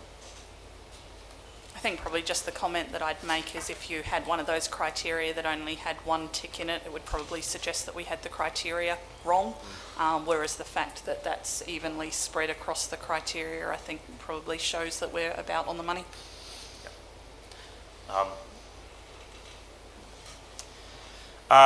And as always, whenever I present numbers and charts, I like to just kind of show you some of the caveats that sit behind that or in front of that. Sorry, do you have a question now? Oh, yeah, Clark? just, Sorry. I was just going to mention that it's quite helpful in the modelling approach. Can you talk into the mic, please, Sorry, Nicola? quite good on the modelling approach is because one of the things that's really obvious in the Otago Southland cluster, there are a number of councils, 2 recently in the media, Gore and Central Otago, who don't have enough headroom in their current borrowing with the local government funding agency to be able to fund 3 waters going forward. So they need that CCO with its 500 on revenue capacity, and that sounds nice because it means you get the work done. But what doesn't sound nice to ratepayers is that you get a whole lot more debt servicing coming your way. Yeah. So there's some, there's absolutely some councils where 3 waters reform, and particularly the establishment of a standalone CCO, is, I would say, almost critically essential for them in order for them to carry on doing business that isn't 3 waters, particularly. Yep. You are not one of those councils at the moment. There are some councils where 3 waters debt is so heavily leveraged against the council's current revenues that setting up a CCO also has an immediate spike in what those costs are for the CCO. And again, you are not one of those councils, and we'll present that again. But there is a really critical point here. So I'd just like to cover some of this before I present numbers, because they are important. All of the options we show you utilise significant debt still. There is still a lot of debt in these entities that may not be breaching limits, but it's still a lot of money. And so a lot of our model is still driven by debt costs, less so for you because you are staying within those caps most of the time in most of our modelling. But our modelling, and this is why I don't typically present debt graphs here, is our modelling forces you within those debt limits. So if you are going to hit those limits, we will bump up your revenue to keep you under that limit in our modelling. It's important that I just touch on the fact that the CCO options we don't model to a 500% debt to revenue ratio, which is what the LGFA have announced. We model to a 10% FFO ratio. That's broadly equivalent to around that 500% mark. That's between 4 and 500%, and that's the ratio that is most likely to be used by LGFA when they set the borrowing limits for water CCO. So, a question on that. Do we know yet whether the borrowing rates are going to be the same in that gap between 250 and 500, or there's no, headroom charge or something like that? So LGFA, I think, have indicated that they might charge between 5 and 15 bips, points. So that's 0.05% to 0.15% margin potentially to CCO lending. So it's not hugely significant. When you're getting up to really big numbers, it starts to be a little bit significant, but really in the scheme of what these entities are dealing with. Can I just clarify that, because I never quite understood it? So are you saying that if council borrow at rate X, then a CCO borrowing for 3 waters would borrow at X plus 0.15%? Potentially, yeah. Potentially. Right, and it's not only for the gap between 250 and 500, it would be from the first dollar? It would probably be from the first dollar, yeah. Right, okay, thank you. And again, that's some of that uncertainty that we don't have clarity on yet. So, yeah, certainly LGFA haven't landed on exactly what that additional charge would be, or whether in fact there would be an additional charge, but that's certainly where they're looking at the moment, and part of that might depend on the guarantee arrangements that are set up between the entity and the council as well. And certainly as the entity evolves, LGFA anticipate that councils won't need to have guarantees or uncalled capital requirements in the distant future, and when that happens, potentially the counter to that might be an increase in the margin that's required to be able to hedge some of that risk. Stu, how have they done the financial sort of metrics around the affordability of the debt? By, is it an EBITDA basis, free cash flow, or what? How have they done it, do you know? Sorry, how have LGFA done it? Yeah. So well, how have they said they can, the cap can be at 500% of revenue? So that's where I'm talking about this 10% FFO. So FFO being free funds from operation, but it's more specifically, if you were just to take a real basic view of what FFO is, it's basically your operating cash surplus. Okay, so there's no amort or debt in that? There's no allowance for debt or amortisation? So you're not paying the money back? No, so there's a, if I look at what a credit rating agency uses, and this is to get way more nuanced than probably want to get into, there are interest cover provisions that they'll probably also apply. This is just the one big headline one, but this is, so free funds to operations as a percentage of debt. So there is that multiplier of debt that's still a sort of a debt to revenue, and what they're effectively saying is your free funds from operations are what is the cash that is available to service that. So that's or to be able to be used. But it's not doesn't allow within the model any amortisation or depreciation. So it's incongruent with the current way we have to model it, because we have to allow for depreciation. Yeah, also your operating cash surplus is effectively whatever's left from funding your depreciation, right? So that's all your operating cash surplus ends up being typically in these models is expenses, revenue minus expenses, and then you add back depreciation because it's non-cash. That's what your surplus is. So they're saying, yes, we don't, because it's non-cash, it can be used to fund either capital investment or repay debt. But is it part of the 10%? Not No, it's not part of the the expense itself is not part of the FFO part, which is in the 10%. So I think that's really important, because what I'm hearing, and I might be wrong, is that the current modelling we have to generate our rates up on are based on servicing our assets. We have to include depreciation, and we you know, that's part of the loss we have or the profit we have. But this model, you're saying, doesn't take that into account. So our model, Sorry, I would note, Yeah, just to clarify, Stu, is they're not saying that we would change how we would fund depreciation of our assets. I think what Stu's talking about is only how they have set that ability to have a debt limit up to. yeah. But the entity that's this affordability metrics being applied to has assets that are depreciating. Yeah, So and therefore in it has to all be in there. and in all of our Yes. modelling, our entity still fully funds that depreciation. So that depreciation charge is still in there as an expense, and it still collects enough revenue to cover that depreciation cost in It the, does. in the Yeah. modelling. That's what effectively creates an FFO of any significance, anyhow, the surplus effectively. So, so you could say, if you wanted to get it even more simple than operating cash surplus, FFO is almost equivalent to your depreciation expense. So it's almost depreciation expense to debt in our modelling. If you wanted to get really, Yeah. But again, Start. that's only in them setting those borrowing limits. Yeah. It's not anything to do with how a CCO would actually depreciate its assets. so yeah. It's only and- how LGFA will set the And so if we look borrowing at, limit. if we want to look at how a CCO would probably set its prices, or at least its revenue, setting pricing decisions are slightly different because you start looking at who pays rather than just how much you need. But if we go to the revenue side, we can look at the economic building blocks approach, which is applied by Commerce Commission, I think, in the electricity sector, but also internationally in Australia with their water regulators. And what we would expect is likely to come through in the economic regulation regime here. Castalia have certainly advised that that is the model that they prefer, and Castalia are the lead of the water technical group as part of Local Water Done Well. So I would suggest that if Castalia are saying it's a good idea, it's probably going to end up in the model whether you like it or not.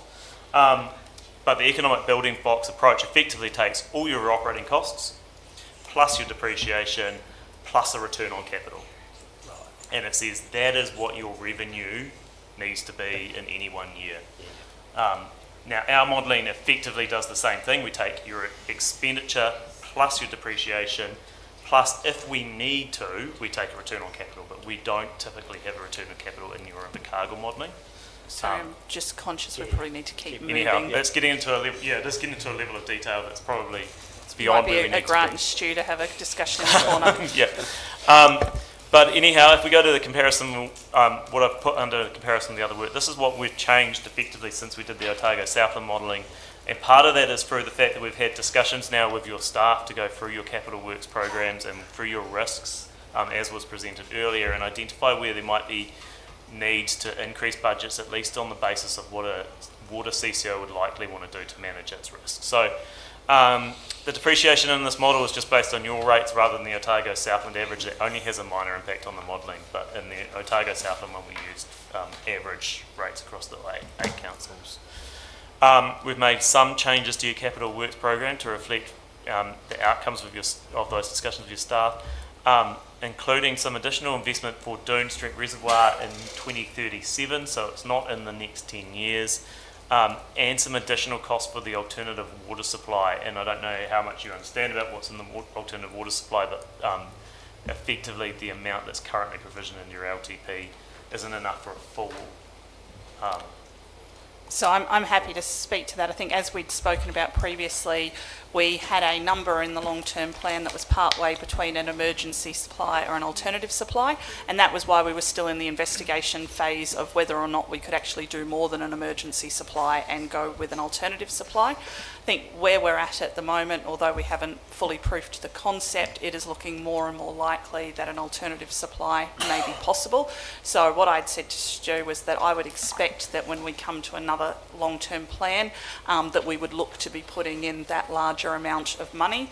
And so to make sure that we had a full picture when we were doing the modelling, anything that we thought was highly likely to come into the next long-term plan, we have put into that model, just to make sure that there's no sudden surprises at next long-term plan. Conscious that that will be a decision for the next council, but we just wanted to, with the best information we had at the moment, make sure that we were able to give the best financial picture. So there's that piece there around the alternative water supply, and the other piece that we found when we went back through line by line, and obviously we were doing this very fast off the back of changes to council keeping Three Waters assets, was that the capital investment to replace the Doon Street Reservoir hadn't fallen into the first 10 years, so we also have popped that back into the long-term plan out at the back end.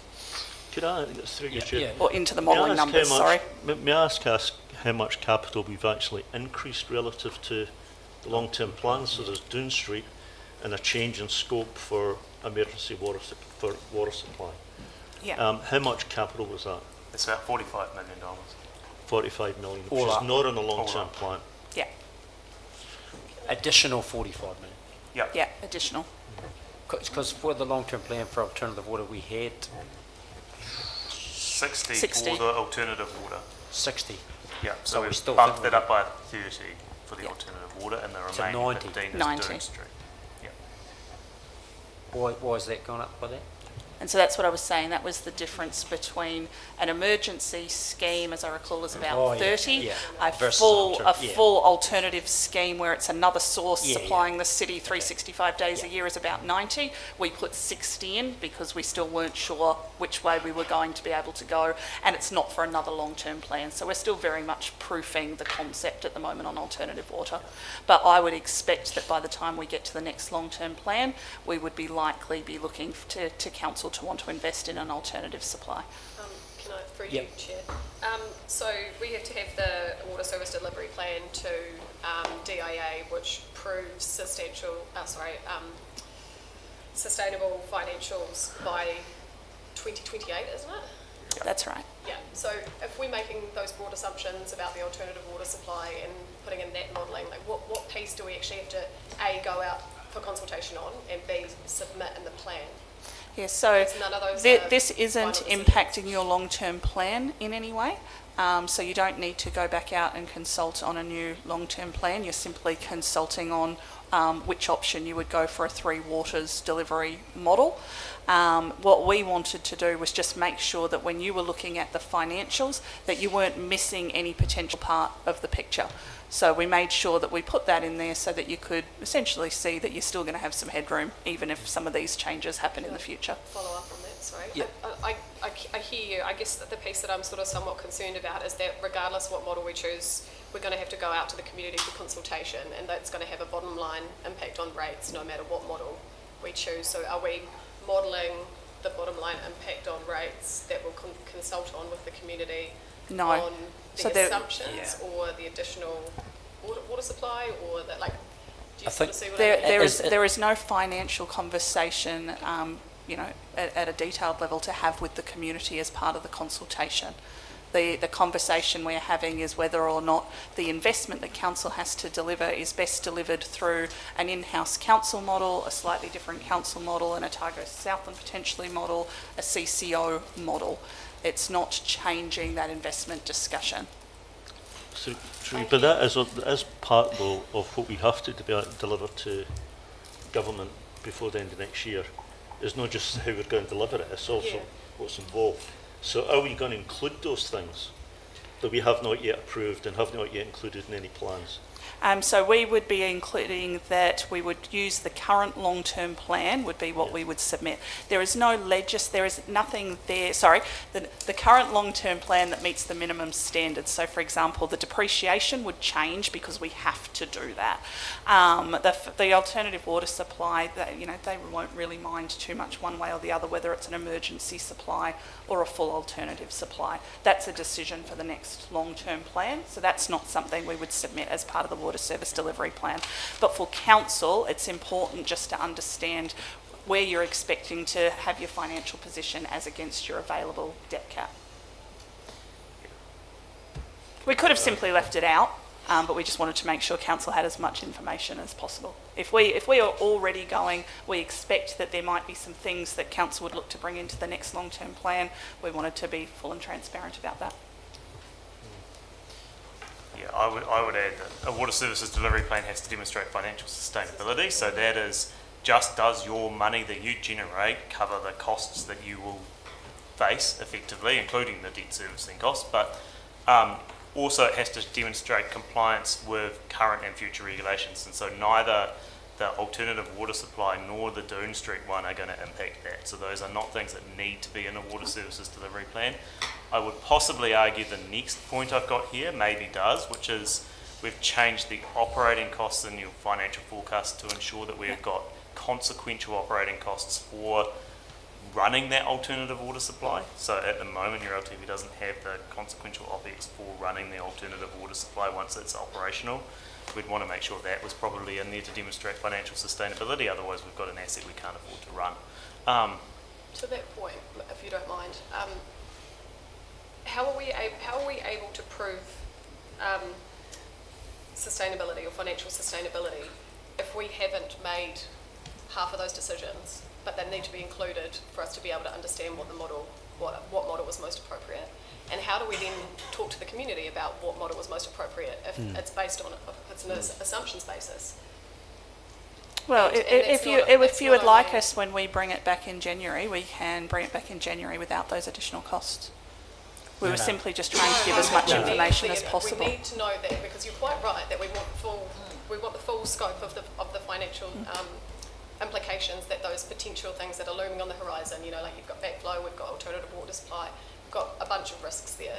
I just think that we need the full scope of what that's going to look like going forward, rather than a pulled back version.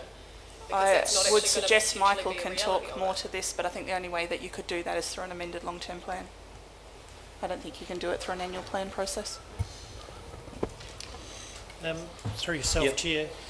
Look, just in relation to those, you've got an asset management plan that's got those items on it. You just haven't had the calls made in relation to council whether to fund them or not. So they're in your asset management plan, they're not in your financial strategy at the moment. That's reasonably normal from that perspective, and would be compliant in relation to the service plans that they're requesting. You're always going to have items that you have on the watch list about when you're actually going to do them, and that these are no different.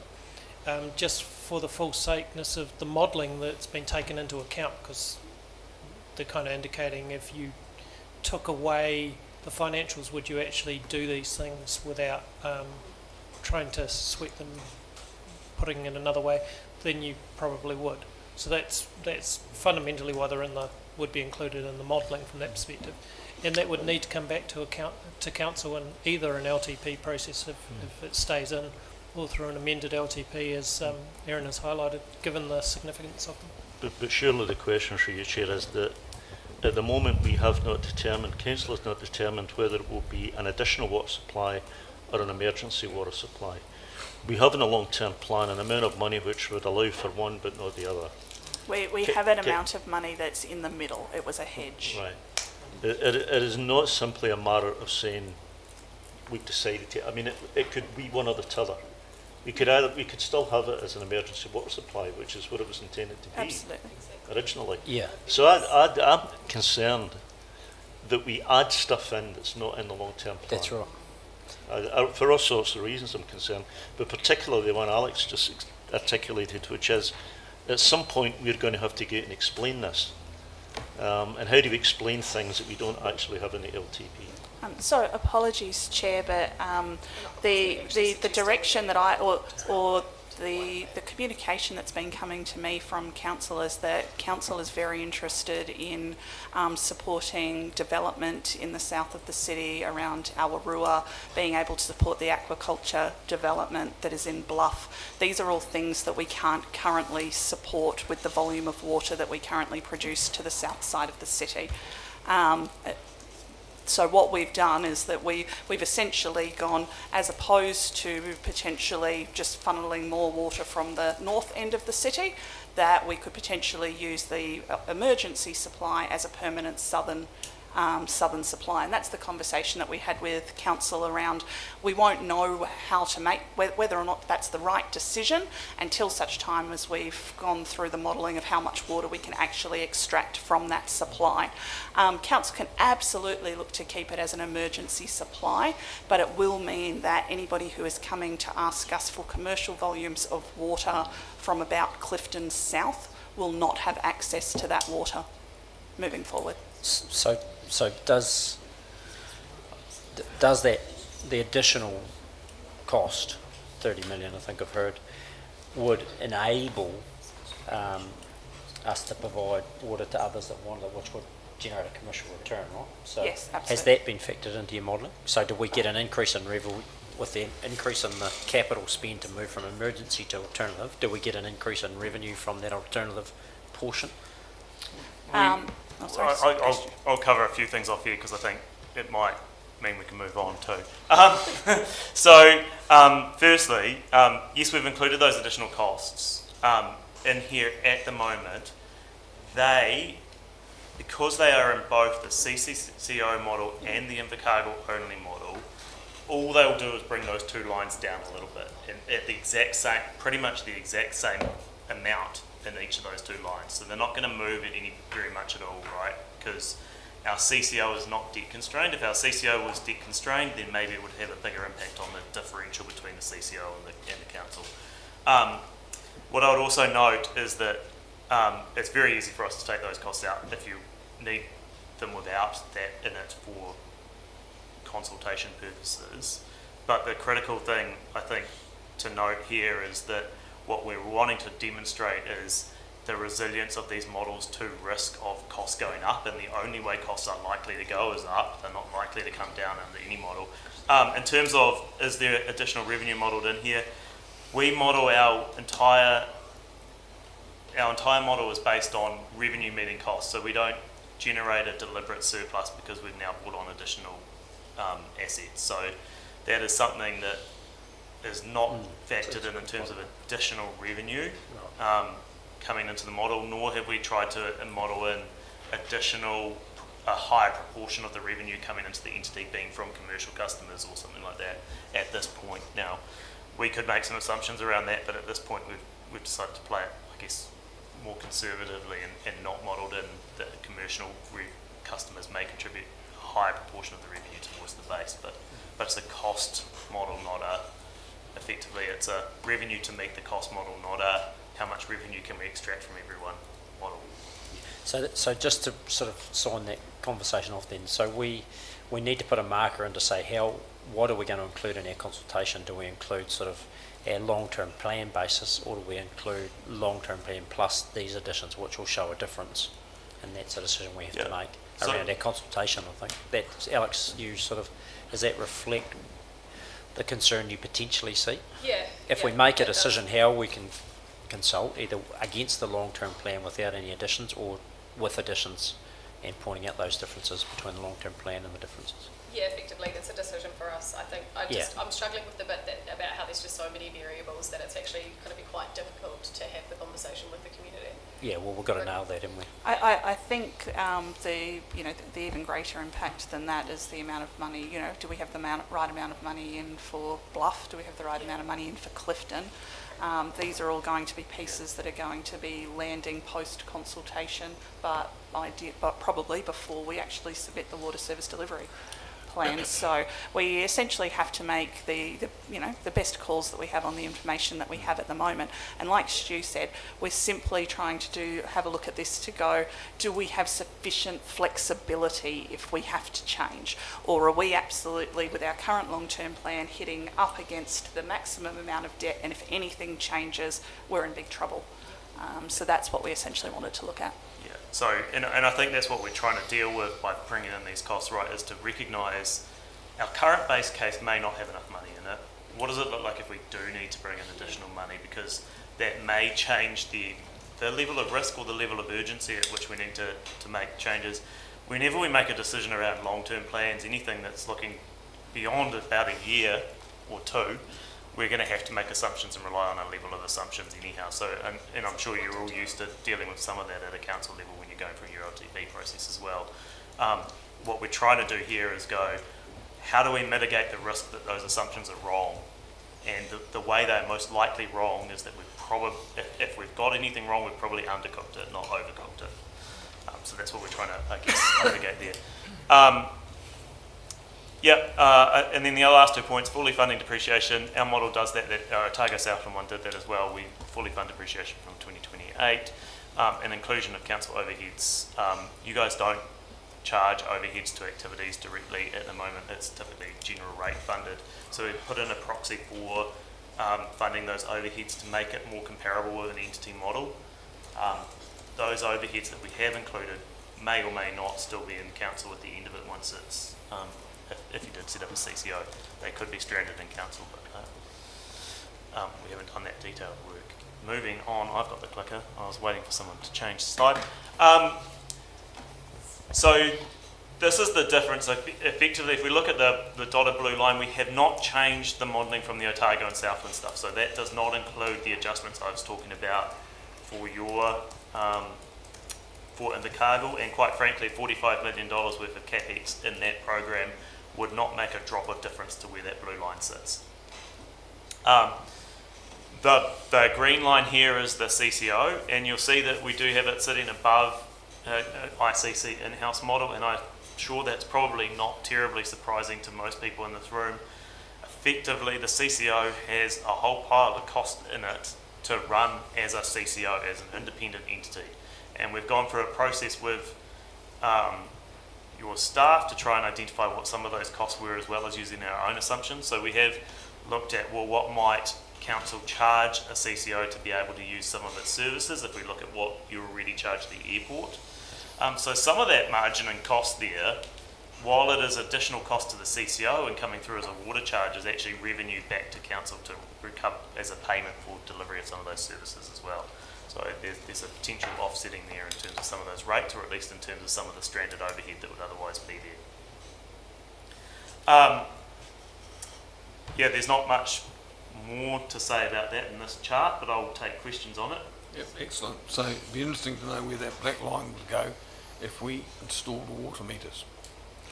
One of the reasons I ask of that is because in the last government, when we did some analysis of where our costs were going, you can see where ours are jumping up to.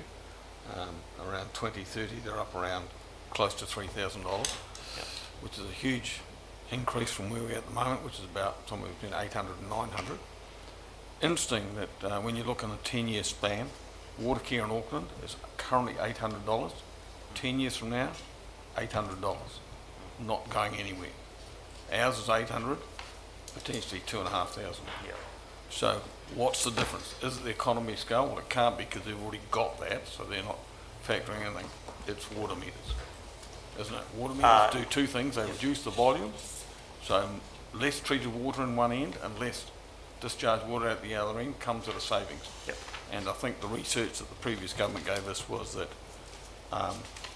Southlanders use per capita about 3 times as much water as Aucklanders do, because we don't have to pay for it.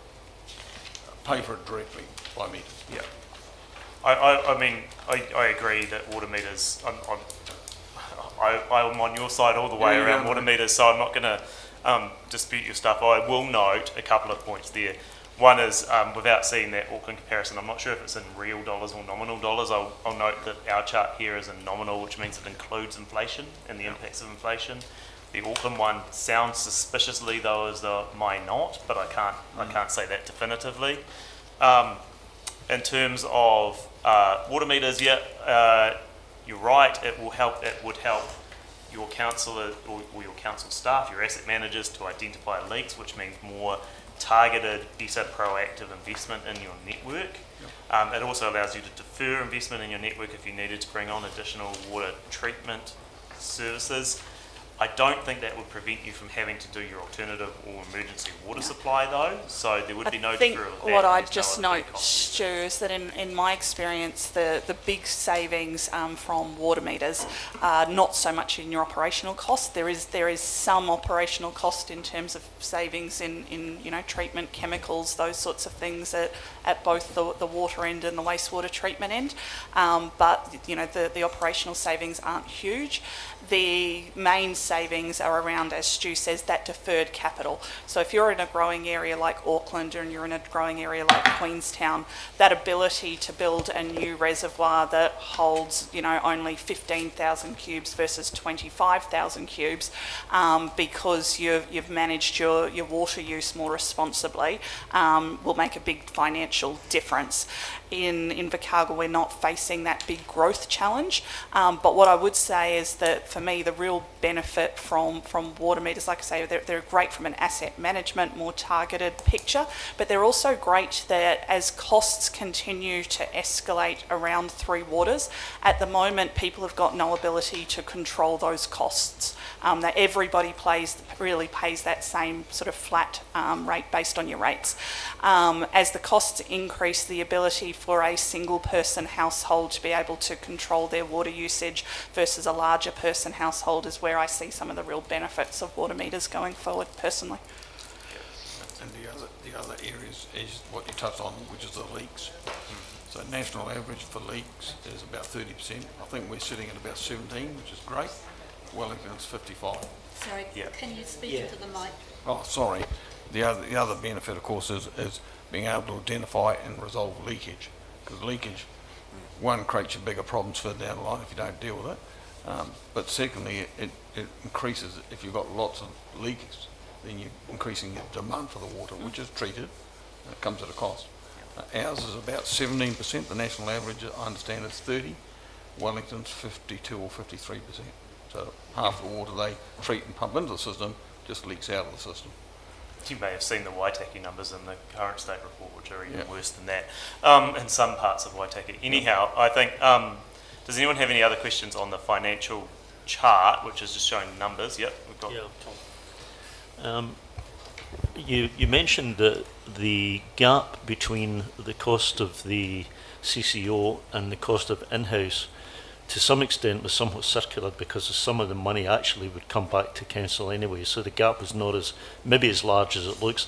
I do look though at, you've got two slides on where you talk about the operating cost of a CCO being about $4.4 million a year, which is about $200 per ratepayer, which is about the gap that's shown up there. So, Yep. but it then gives the reasons for the additional cost. And I don't think any of them would come back to council. No, so there are some additional costs we've got in there where we've assumed that the entity would be, for example, probably buying maybe financial services from council. So it wouldn't run its own finance team, it would procure some of that, much like the airport currently does. And similarly some IT services, so it wouldn't necessarily set up its own IT. But if you look at, I know, but if you look at, say, EIL, Electricity Invercargill, which is probably an entity which is a bit closer in size and so forth, all of those things are in-house, none of them are run by council, and none of them come back to council. And in reality, when we've looked at the cost between that and our original assumptions around doing it, the entity doing it itself, there wasn't a huge cost difference. And it's quite possible that the entity would prefer to do it itself. In the short term, we'd imagine it would have to procure it from council just to scale itself up. But you're right, some of that may not come back to council and some of it may, but I'm just conscious, Stu, we need to get into that. Next slide. So I mentioned this is not all about financial stuff, but you will see on this MCA, which is trying to score the options, and the bottom there shows which options come out in terms of that score could theoretically go from -3 right up to 3, so those scores are out of 3 but within a range of 6. You'll see where the biggest area of difference in here really is in terms of the strength of colours is that affordability question. So it's really around services being efficient, effective, affordable and financially sustainable, which we've rated as a 3 for all of the options where council continues to retain it. and a 2 for a council CCO. The scoring for a Southland only WC, we have not finished or completed that modelling, or we haven't in fact been commissioned to do that modelling just yet. So there is an asterisk there, but we don't anticipate that that score would change very much through modelling that answer. And then the final one there being a -1. Now, I'm happy to take anyone through anything around why have I scored anything in particular, a particular way, but I've got detailed reasons in front of me. But the reality is that some of this stuff does offset. So particularly when we're looking at economic activity, one of the things we're mentioning there about why we scored in-house a little bit stronger than the other options is that an in-house unit will have a bigger focus on it. It's part of council, so council has a broader ambit than just the delivery of 3 water services and the delivery of effective and efficient 3 water services. Its ambit is including economic development and prosperity of its community. So by default, the decision making that happens in council will take into account those broader outcomes. For the other options, that is less likely to be the case because it's less likely to be able to have that as an ambit. Even if it is in a statement of expectations or a statement of intent, it's more likely that that's 3rd or 4th on its priority list. When we look at the local versus best practice decision making, you'll see again we've weighed that slightly more in favour of probably the best practice infrastructure stuff, noting that an ICC standalone option in a Southland only entity, we've decided to probably kind of find a bit of a balance there between enough scale and enough independence versus also being relatively local. So we're trying to find that balance there between those. As we get bigger, it deteriorates because of the lack of localism. As we get smaller, it deteriorates because we don't have infrastructure experts always at the table at council. It's, that changes every election cycle, and we can't guarantee who's at that table. And then on the building of a workforce and a strong and capable workforce, essentially bigger is better, because bigger has a bigger budget so they can do more. Bigger also has stronger career paths for people to be able to undertake and be attracted to.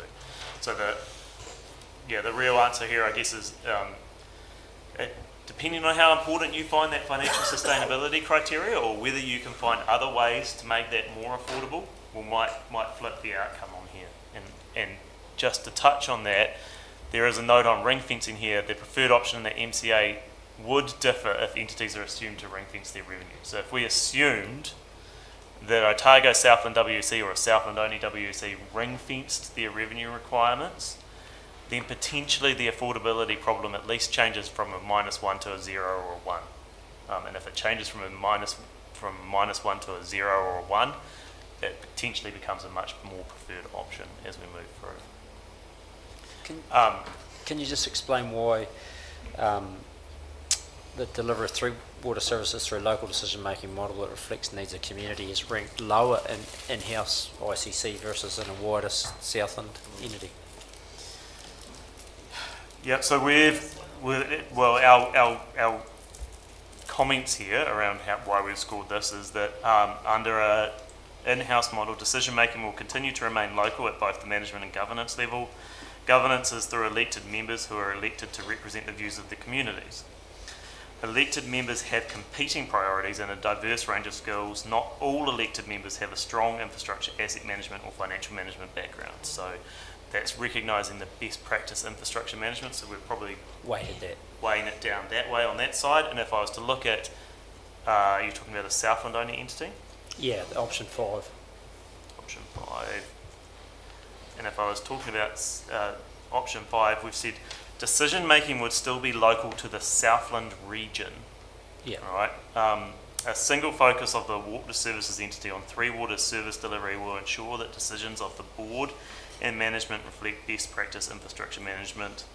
Increased scale may improve attractiveness of the roles within WC in terms of improving the likelihood of attracting high quality So staff. you're not going to have So slightly priority weighted put towards to Dunedin, for example, with a Southland only.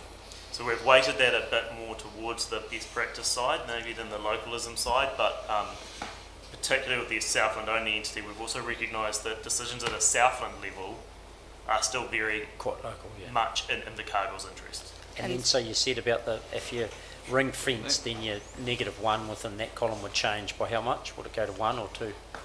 Yeah, it would probably, well, if it were to go to a 1, which it could, that would bring that score up to 1.67, so that would bring that score, So the highest ranked.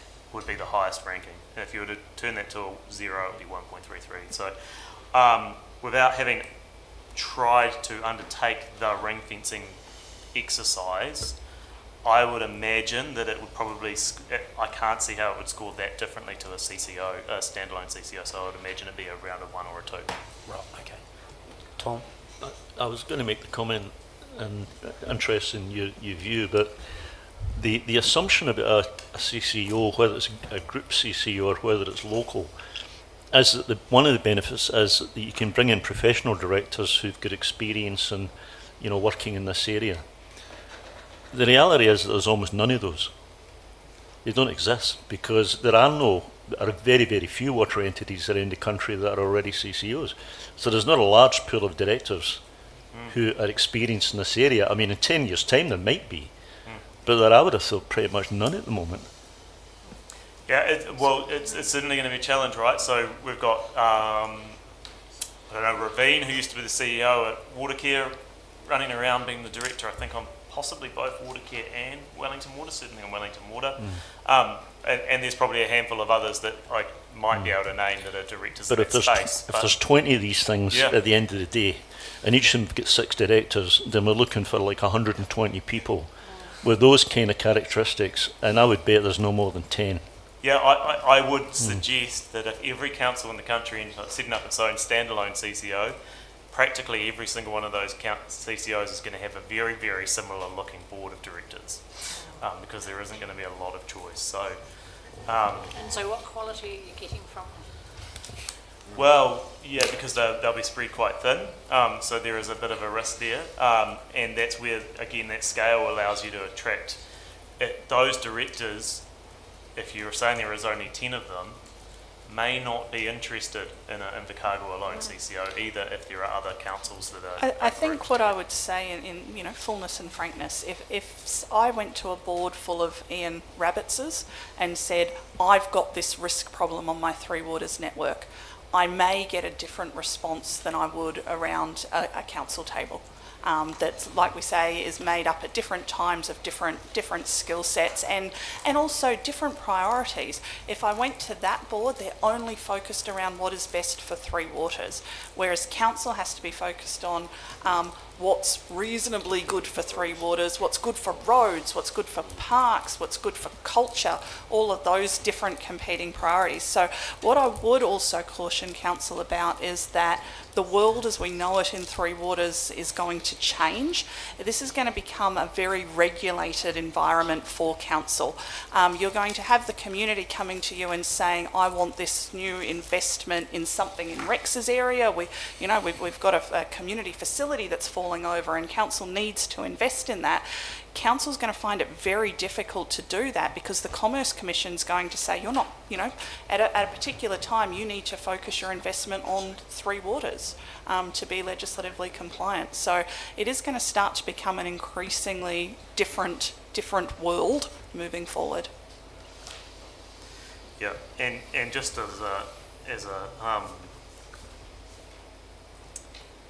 as a quick kind of indication of that, while I said you don't reach any debt limits within your modelling period, you get up to 217% debt to revenue by 2037 in our base case model.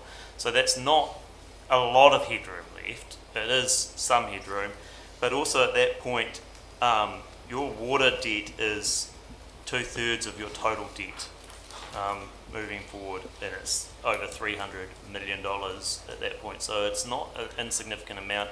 It is dominating your decisions when it is 2/3 of your debt, of your borrowing. And, that is a significant impact on what your decision making will be. Right, do you want to keep moving, Stu? I'm just conscious that we're actually out of time, so we're going to need to bring this one together.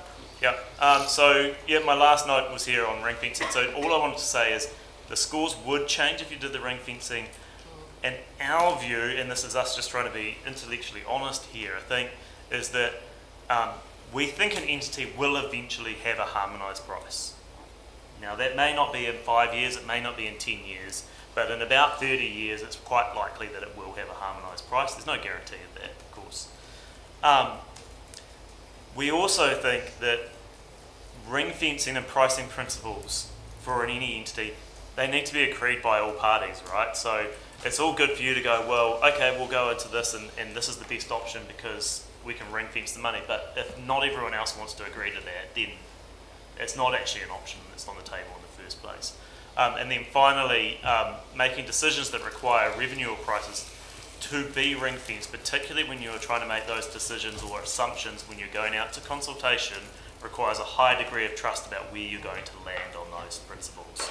So we haven't modelled that in simply because of those factors. That doesn't mean we couldn't, and certainly if you thought that there was significant traction or a viable alternative where that was going to happen, then that would be something that you might want to explore. But there's a number of words of caution. The other piece I'd just note is we've still not done the financial modelling for a Southland only model. There was a discussion at the CE forum around whether the other CEs in Southland wanted to move forward.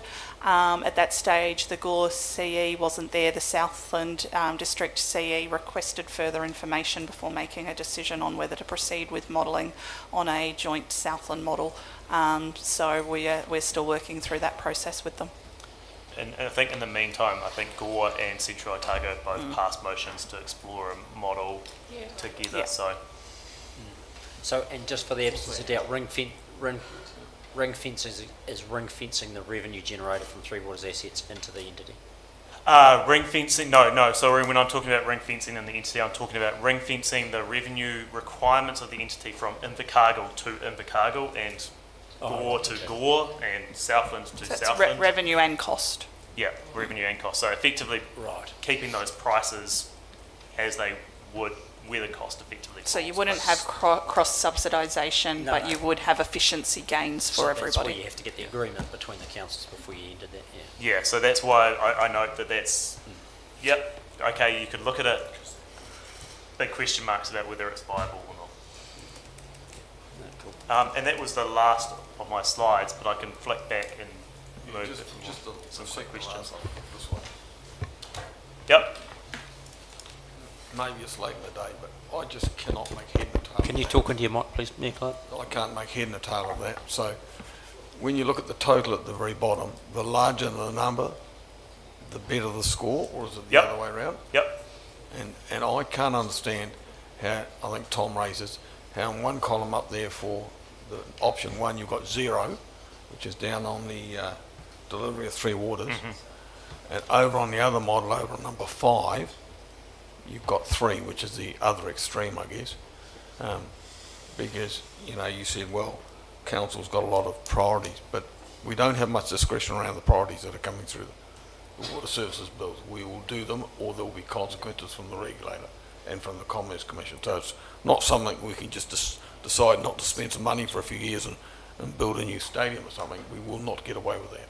Those annual plans will tie us. So I can't understand the rationale for those 0 versus 3, and if I put and I don't understand how you get to your total at the bottom, so you might help me with that. So the total at the bottom is because we've weighted everything. So everything is, if you will, the first criteria is only worth 16% of the total I see score what you at mean. the bottom. Yep.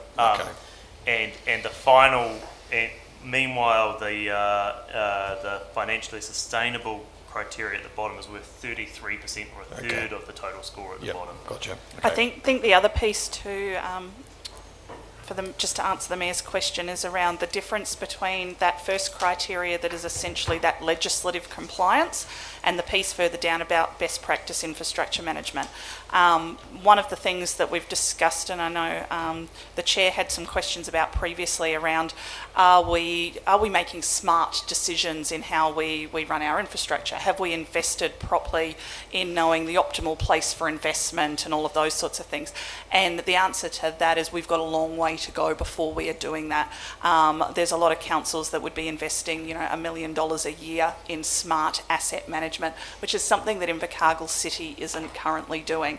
And in some ways we've gotten away with that because we've had that real longevity of really good knowledge, but that is something that will come to an end, and it is something that we would need to look to start to invest more and more in over time as well.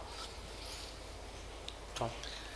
I think in part in responding to the Mayor's comment, I think we've got to remember that this is a semi-quantitative system. It's a series of judgments. It's not an algorithm, right? So that you arrive at a number at the bottom and it looks as though it's arrived at highly scientifically. In reality, it's just somebody's judgment, right? Yep, there's a series So of when I look at the zero, just like the Mayor, if I look at the zero, which is deliver safe drinking water and safely treats and manage discharges, and option 1, the existing system, scores 0, we should be in panic mode because that would mean that we're in disaster at the moment. Stu, I think you need to clarify what 0 means. No, 0 is neutral, right? So it's no benefit over what we currently have. Oh, is that right? Yeah, Okay. Sorry. Yeah, stand down, Tom. So it's not as bad as it might sound. A -1 or a -2 or a -3 would be what you'd really be So worried 0 is neutral. That if we put a -3 there, then I would be suggesting that would be something you should be really panicking about. That said, absolutely this is subjective. This is the view of Morrison Low, and it's sort of been looked at by your staff as well and reviewed, but there is no reason why some of these scores couldn't be changed if they needed to be changed, right? And look, the other thing I'd say that's, frankly, it's a bit of a, dare I say it, a pain in the backside, is that we've been going through this process really, really fast. I would like to be able to actually push and pull and challenge this a lot more than probably what we have, and I flagged to Michael earlier in the week that I'm a little bit uncomfortable with how fast we've had to go on this, but that is the timeline that we are up against. Normally I would have liked to have, a good month to beat this around the bush and decide whether we were really, really happy with it. We've had days. Yeah, we could probably spend 2 hours just on that scoring matrix within this group and probably still not come up with a complete agreement about what the scores should be. That being said, I think the outcomes didn't feel wrong for us from what we probably expected it to come out with from a staff perspective. Just through you, Chair, I think one of the risks that we've got to safeguard ourselves is for us to have in our mind that with that chart that we've got, this chart here, that we haven't made the chart work for the outcomes that we want, but it's actually the other way around. No, I'm not making an allegation here, but we have had charts like this before that appear to us to be written for the outcomes that they wanted, and we had that discussion on the wastewater stuff at Bluff. And so we've got to be very careful because we've got to sell this to the community as well. What I would say is that's perhaps one of the benefits of how fast we've had to go, in that we haven't really had time to change anything that Stu's put in front of us. So and I would certainly say, for one, we've been really hard on shared services here, and that's a professional opinion of looking at where shared services have been successful or failed elsewhere in the country, and typically they have failed. And so we've been quite harsh on them, but again, probably more harsh than what I think this room might otherwise have been to shared services. And similarly, I've already picked up some comments in this room of you guys have been, generous to a CCO versus not so generous towards the council, but the scoring is still, so that is reflecting our professional opinion rather than what you want, I would suggest. If I was doing this on what you wanted, it would be all 3s down the Invercargill standalone CCO and all 3s down the in-house model, and we'd be away laughing, but and you guys might not have even objected to it. So just conscious, so by end of January, we know we need to all gather again and have options on the table to make a decision to take out for public consultation. So it's seeking direction from this group as to what is the further information, is there any direction that is sought from the team to bring back to the table come January to inform that decision. So we've got, in terms of the analysis presented, there's the 2 standout candidates there, but is there a consensus amongst, or do we we keep keep the options on the table and do I further think the other analysis. important thing is, as Andrew spoke to, we've currently scheduled in for our Infrastructure and Projects Committee and then ultimately Council a week later to be making a decision about what options to go out for public consultation pretty shortly after we're back after the break. The question is have we, answered sufficiently all of Council's questions or the committee's questions to be able to get to that decision point? Do we need another workshop in January? I know people won't be thrilled about that, but we're looking for some guidance here around way forward. Yes, I'll go to the Mayor first, and then I've got Leslie, Tom, So and Alex. just answering your question, the two standouts that you referred to are option 2 and 4. So how do we go to the community with those? One suggests that we keep it in-house with some structural changes, and the other one suggests that we just get into CCO by ourselves. And we've had some previous discussion about the lack of benefit of being in a CCO by yourself. All it does is it takes the decision making away from council and away from the potential blur that you refer to with other services and puts it into a CCO where the directors, we have no control of. And how do you get out and sell that to the community when you get out? I think, in all fairness, what this shows is that the assessment's been done is that there's some pros associated with that and there's some cons associated with that. I think remembering that you probably have to identify a preferred option and you statutorily have to put something else forward. Yes. It might be the case that CCO is simply the best of a bad bunch. So I'm going to put the pressure on you here, Stu, then. So what if we're asking you what we should go out with based on your sort of listening to our conversations, which two options do you think we should be going out to consult with?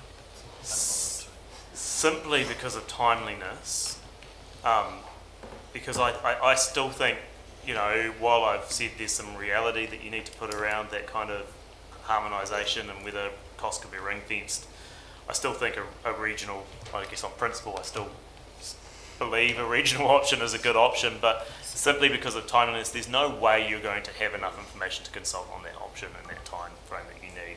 So largely because of that, I would be consulting on those two options being an in-house model with some improvements, whatever those improvements Which is option look like, 2.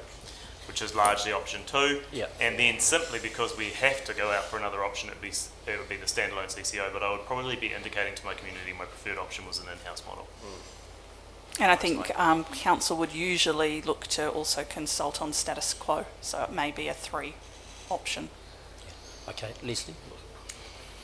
So, despite this matrix, I've heard nothing today that would convince me that the standalone CCO is something we'd put out as a preference. If we include it, we would be including it almost So as Leslie, as- say that again in your microphone again. Yeah. Despite the matrix, there is nothing I've heard today that convinces me that the ICC standalone CCO option 4 is an option we would put out as a preference. If we put it out, we would be putting it out almost as the fall guy. As a what? As the fall guy. Oh, the to fall say guy. our preference Yeah. is anything but it. So what's If the we have alternative 2 one you'd or if put we out have then? 3, well, we would definitely put out option 2. Yes, what's the other one though? Because we have to put 2 out, don't we? You have to, Yeah. Well, that's what minimum I'm saying. of 2. If we put option 2 and we put option 4, then clearly what I'm saying is we would put option 2 as our preferred. Yes, There's I think that's what Stu way- said. There's Yeah. no way, nothing I have heard today, nothing No, I've no, heard in the yeah. past would convince me that we had any argument for putting option 4 out as a preference. Yeah. Okay, I'll come. If we seriously think we have to put out a third option, I agree with the ring fencing. If we could have something on the ring fencing in time, then it might be the viable other You might alternative. have that. But the advice we're getting is that it's not. Perhaps then we do put out option 1, but again, my worry with option 1 is that status quo is just a fall guide. Yeah. So Okay. I would tend to say we're narrowing it down to putting out 2 options, and a clear preference from everything I've heard is that option 2 would be our preferred option. Yeah. Okay. Alex, then Tom, then Trish. Sorry, just quickly, and I am kind of happy to take this offline, but there's the model and there's what model do we go with, but there's also the planning and accountability piece and the removal of it from the LTP that is going to have like a significant impact on council as a whole. So when does that piece come into play? So it's something that I've been discussing with Patricia, that I know Michael and Patricia have been having a little bit of a look at this as part of the long-term plan, because we did look at what happened if Three Waters wasn't part of the long-term plan. You remember we had ran those two parallel models, but conscious as part of making this decision that council really needs to see what the impact it would be if you did proceed to removing Three Waters on the rest of council's business. So Patricia has got and Jamie, I think, have got a piece of work just to bring that view to council for the January meeting. Yeah, and that's aligned with the CCO. That would be the impact if you went to Yeah. a CCO model. I'm sorry, just to clarify that, it was my understanding that it was going to be removed from LTP anyway and be put into a Financial. along water strategy or something. Water strategy alongside, so it won't be in an LTP regardless. So, well, and how does that, I guess, impact the status quo model versus, are we still accountable in totality, but then also for that the water strategy? Yes, so council will still be, if it stays within council, council is still responsible for the delivery of Three Waters under that model. Yeah. It's just simply we have to have a separate water strategy. So it's effectively just a reporting requirement. But dual playing rather than, Yeah. Okay, so rather than carving up. Tom, then Trish. And that's the last one, Trish. So if I thought that our current system was inefficient or in some kind of disarray or was about to hit a debt cap, then I would be more open-minded to looking at some of the broader options. But in reality, I've got a lot of confidence in what we do now. I mean, I think we've shown that we are actually in a pretty good place compared to most other councils. So I don't feel as though I'm on a burning platform. I think option, as I understand it, option 1 is described up there, is actually not really an option because it doesn't comply with the... So we certainly haven't called it status quo, and we haven't called it status quo. But it doesn't actually work, does it? Because it doesn't comply with the... We have assumed that there would still be some ring fencing and the bare minimum requirements, but what we're talking about, I guess, with option 2 is bare minimum requirements, but how can we actually lift our asset management capability, our decision making up a little bit. So option 1 kind of is an option, but it certainly status quo is not specifically an option. So to me, option 2 is actually the most logical one. We need another one to compare it with.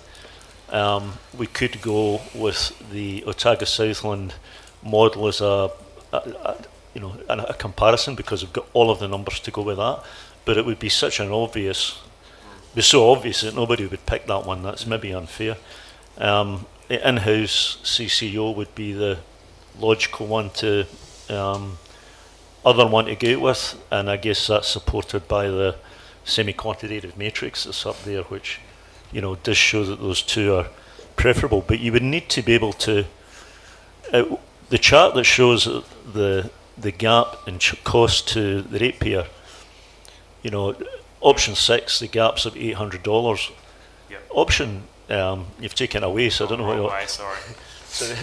So the internal CCO one, there's still a $200 gap. So you got to be able to subjectively, if you were supporting that one, you'd need to be able to subjectively argue that you got benefits in other ways that outweighed the $200 extra per year that you'd be charging ratepayers. So I think that is the other one that you'd go out and consult with. But in my view, you would if we were making a recommendation, it would have to be option 2. Yeah. Trish, last word. No, that's basically covered everything that I want to say. Okay. Thank you. I think the only question that I'd pose to council, and it's something that you can decide between now and then, is simply because council will come under scrutiny particularly from central government, but also potentially from some of the community around why haven't we gone into a regional model. There just may be a question of whether you want to put that one out just to close that conversation off as to there's very good reason. I think if you were asked that question, you just show them the chart and the cost. But that's the thing, you won't show them that unless you do it as part of the consultation. You need to show The them. community won't see it necessarily. Yeah. So, Righto. Okay, Yes, so just having a So a couple of things. Can we get the notes from this meeting? So the summary of the actions and points. Just I think it's important to ensure that we go away from this and can reflect back on some of the conversations and discussions. So that'd be handy if we distribute those. And so, but then otherwise we're back here in the end of January. Correct. For making the decision around what models we're going to community with. Happy we're going straight to a decision? So through you, Chair, I mean, I would suggest that we at least see whether there's a agreement in this room now for option 2 and yeah, sorry, I'd assumed that. And I say that because apart from anything else, Mayor Clark's away in January, so I'm quite certain he'd want to be part of the decision. So let's do that then. So hands up if you. Hey, you can't do that. Sorry to interject. No decisions. No indications. Sorry. So. Sorry. Just. No, it's not a decision. No, it's not a.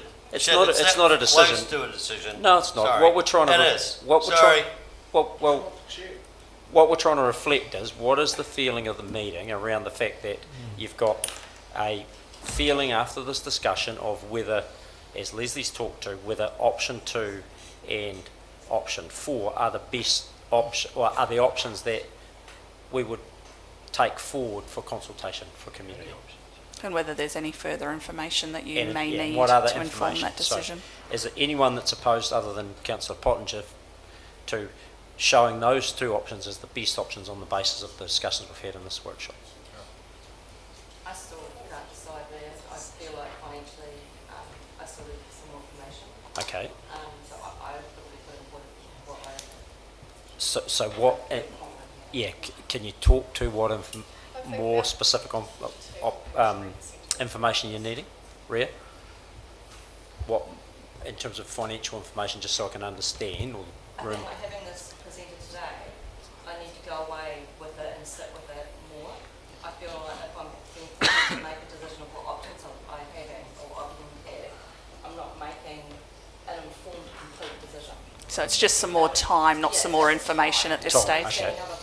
So not information, just time. Time with just leave the information put into place as to when we're reviewing those things.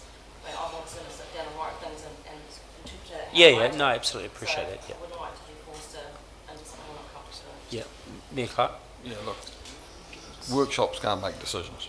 Absolutely. But we're not making a decision here. If you read the steps where to from here, it says on the 28th of December, a council committee, followed by a council decision, because committees can't make them either, will decide on which models they'll take out for consultation. So that's when the decision making occurs, late January. But it's helpful to start to know today where we go to. Yeah, and so it is a complicated picture because I heard what Stu said that his preferred option was up around option 6, for an example. But when you look at that matrix and you look at the very bottom line, which is ensure Three Waters are efficient, effective, affordable and financially sustainable, that was the highest criteria we had. And how would we get to a position with the community to say, well, we'll take one of those dark green ones and compare it up here to the right, which has got a -1 with it? I mean, it just doesn't sit. I mean, just about everything you'd ever want to do in Three Waters is in that bottom criteria. So, but there's, although we go with 2 options, which is potentially option 2 and 4, we could also have option 3 as an add-on to either of those 2. I'd be happy with that. So for me personally, I'd have options 2 and 3. But I don't want the community to decide on those as alternatives. Actually, we could do them both together. So we could have an in-house thing, which is Aaron has suggested, with some structural changes, but then have a shared services with Dunedin, for argument's sake, which has got economy of scale. Now, everybody sort of shies away from shared services because internally in our region we haven't done too well in shared services. No, and I think the only thing that we would shy away on shared services on is that shared services on its own we didn't feel was enough. No. But I absolutely agree. Any of the particularly council models have the ability to plug shared services on and get additional benefits. I do agree. Okay, so what is staff bringing back to us at the end of January so we can make a decision? So you'll basically have a paper with this content attached and a series of different options around which which collection of options you would like to take out for public consultation. So where will that That's come back still to? got- Hang on. That's still got to come through council. Hang on. Yeah, yes, So absolutely. Which collection, what do you, So, and we'll just need to think about how we phrase it, because we're probably not going to make a staff recommendation on no. this one. yeah, But most likely we would come out of that council council goes out to public consultation with this option and this option recommending X, or this option and this option recommending X, or this option and this option, etc. yeah, so are there any on that page that we would just drop, we're not going to take, we're not even going to consider, are we? Happy to take that guidance. SCE's been waiting for that to comment. Through yourself, Chair, just remind you, you've got a scheduled meeting I know at that, 3 yeah. o'clock. Which is in 2 minutes, yeah. 2 minutes. So can you be clear, Chair, where that paper will come to? Will that come to, can it be a workshop, because we can't No. make a decision? So there's an extraordinary infrastructure and projects scheduled for the 21st, I think, of January, Yeah, and then correct. the existing council meeting on the 28th, I believe. So that would make a recommendation through to council on the 28th. Okay? Yep. Righto. Thank you very much. Thank Thanks, you. Stu. Thanks, Chair. I would suggest we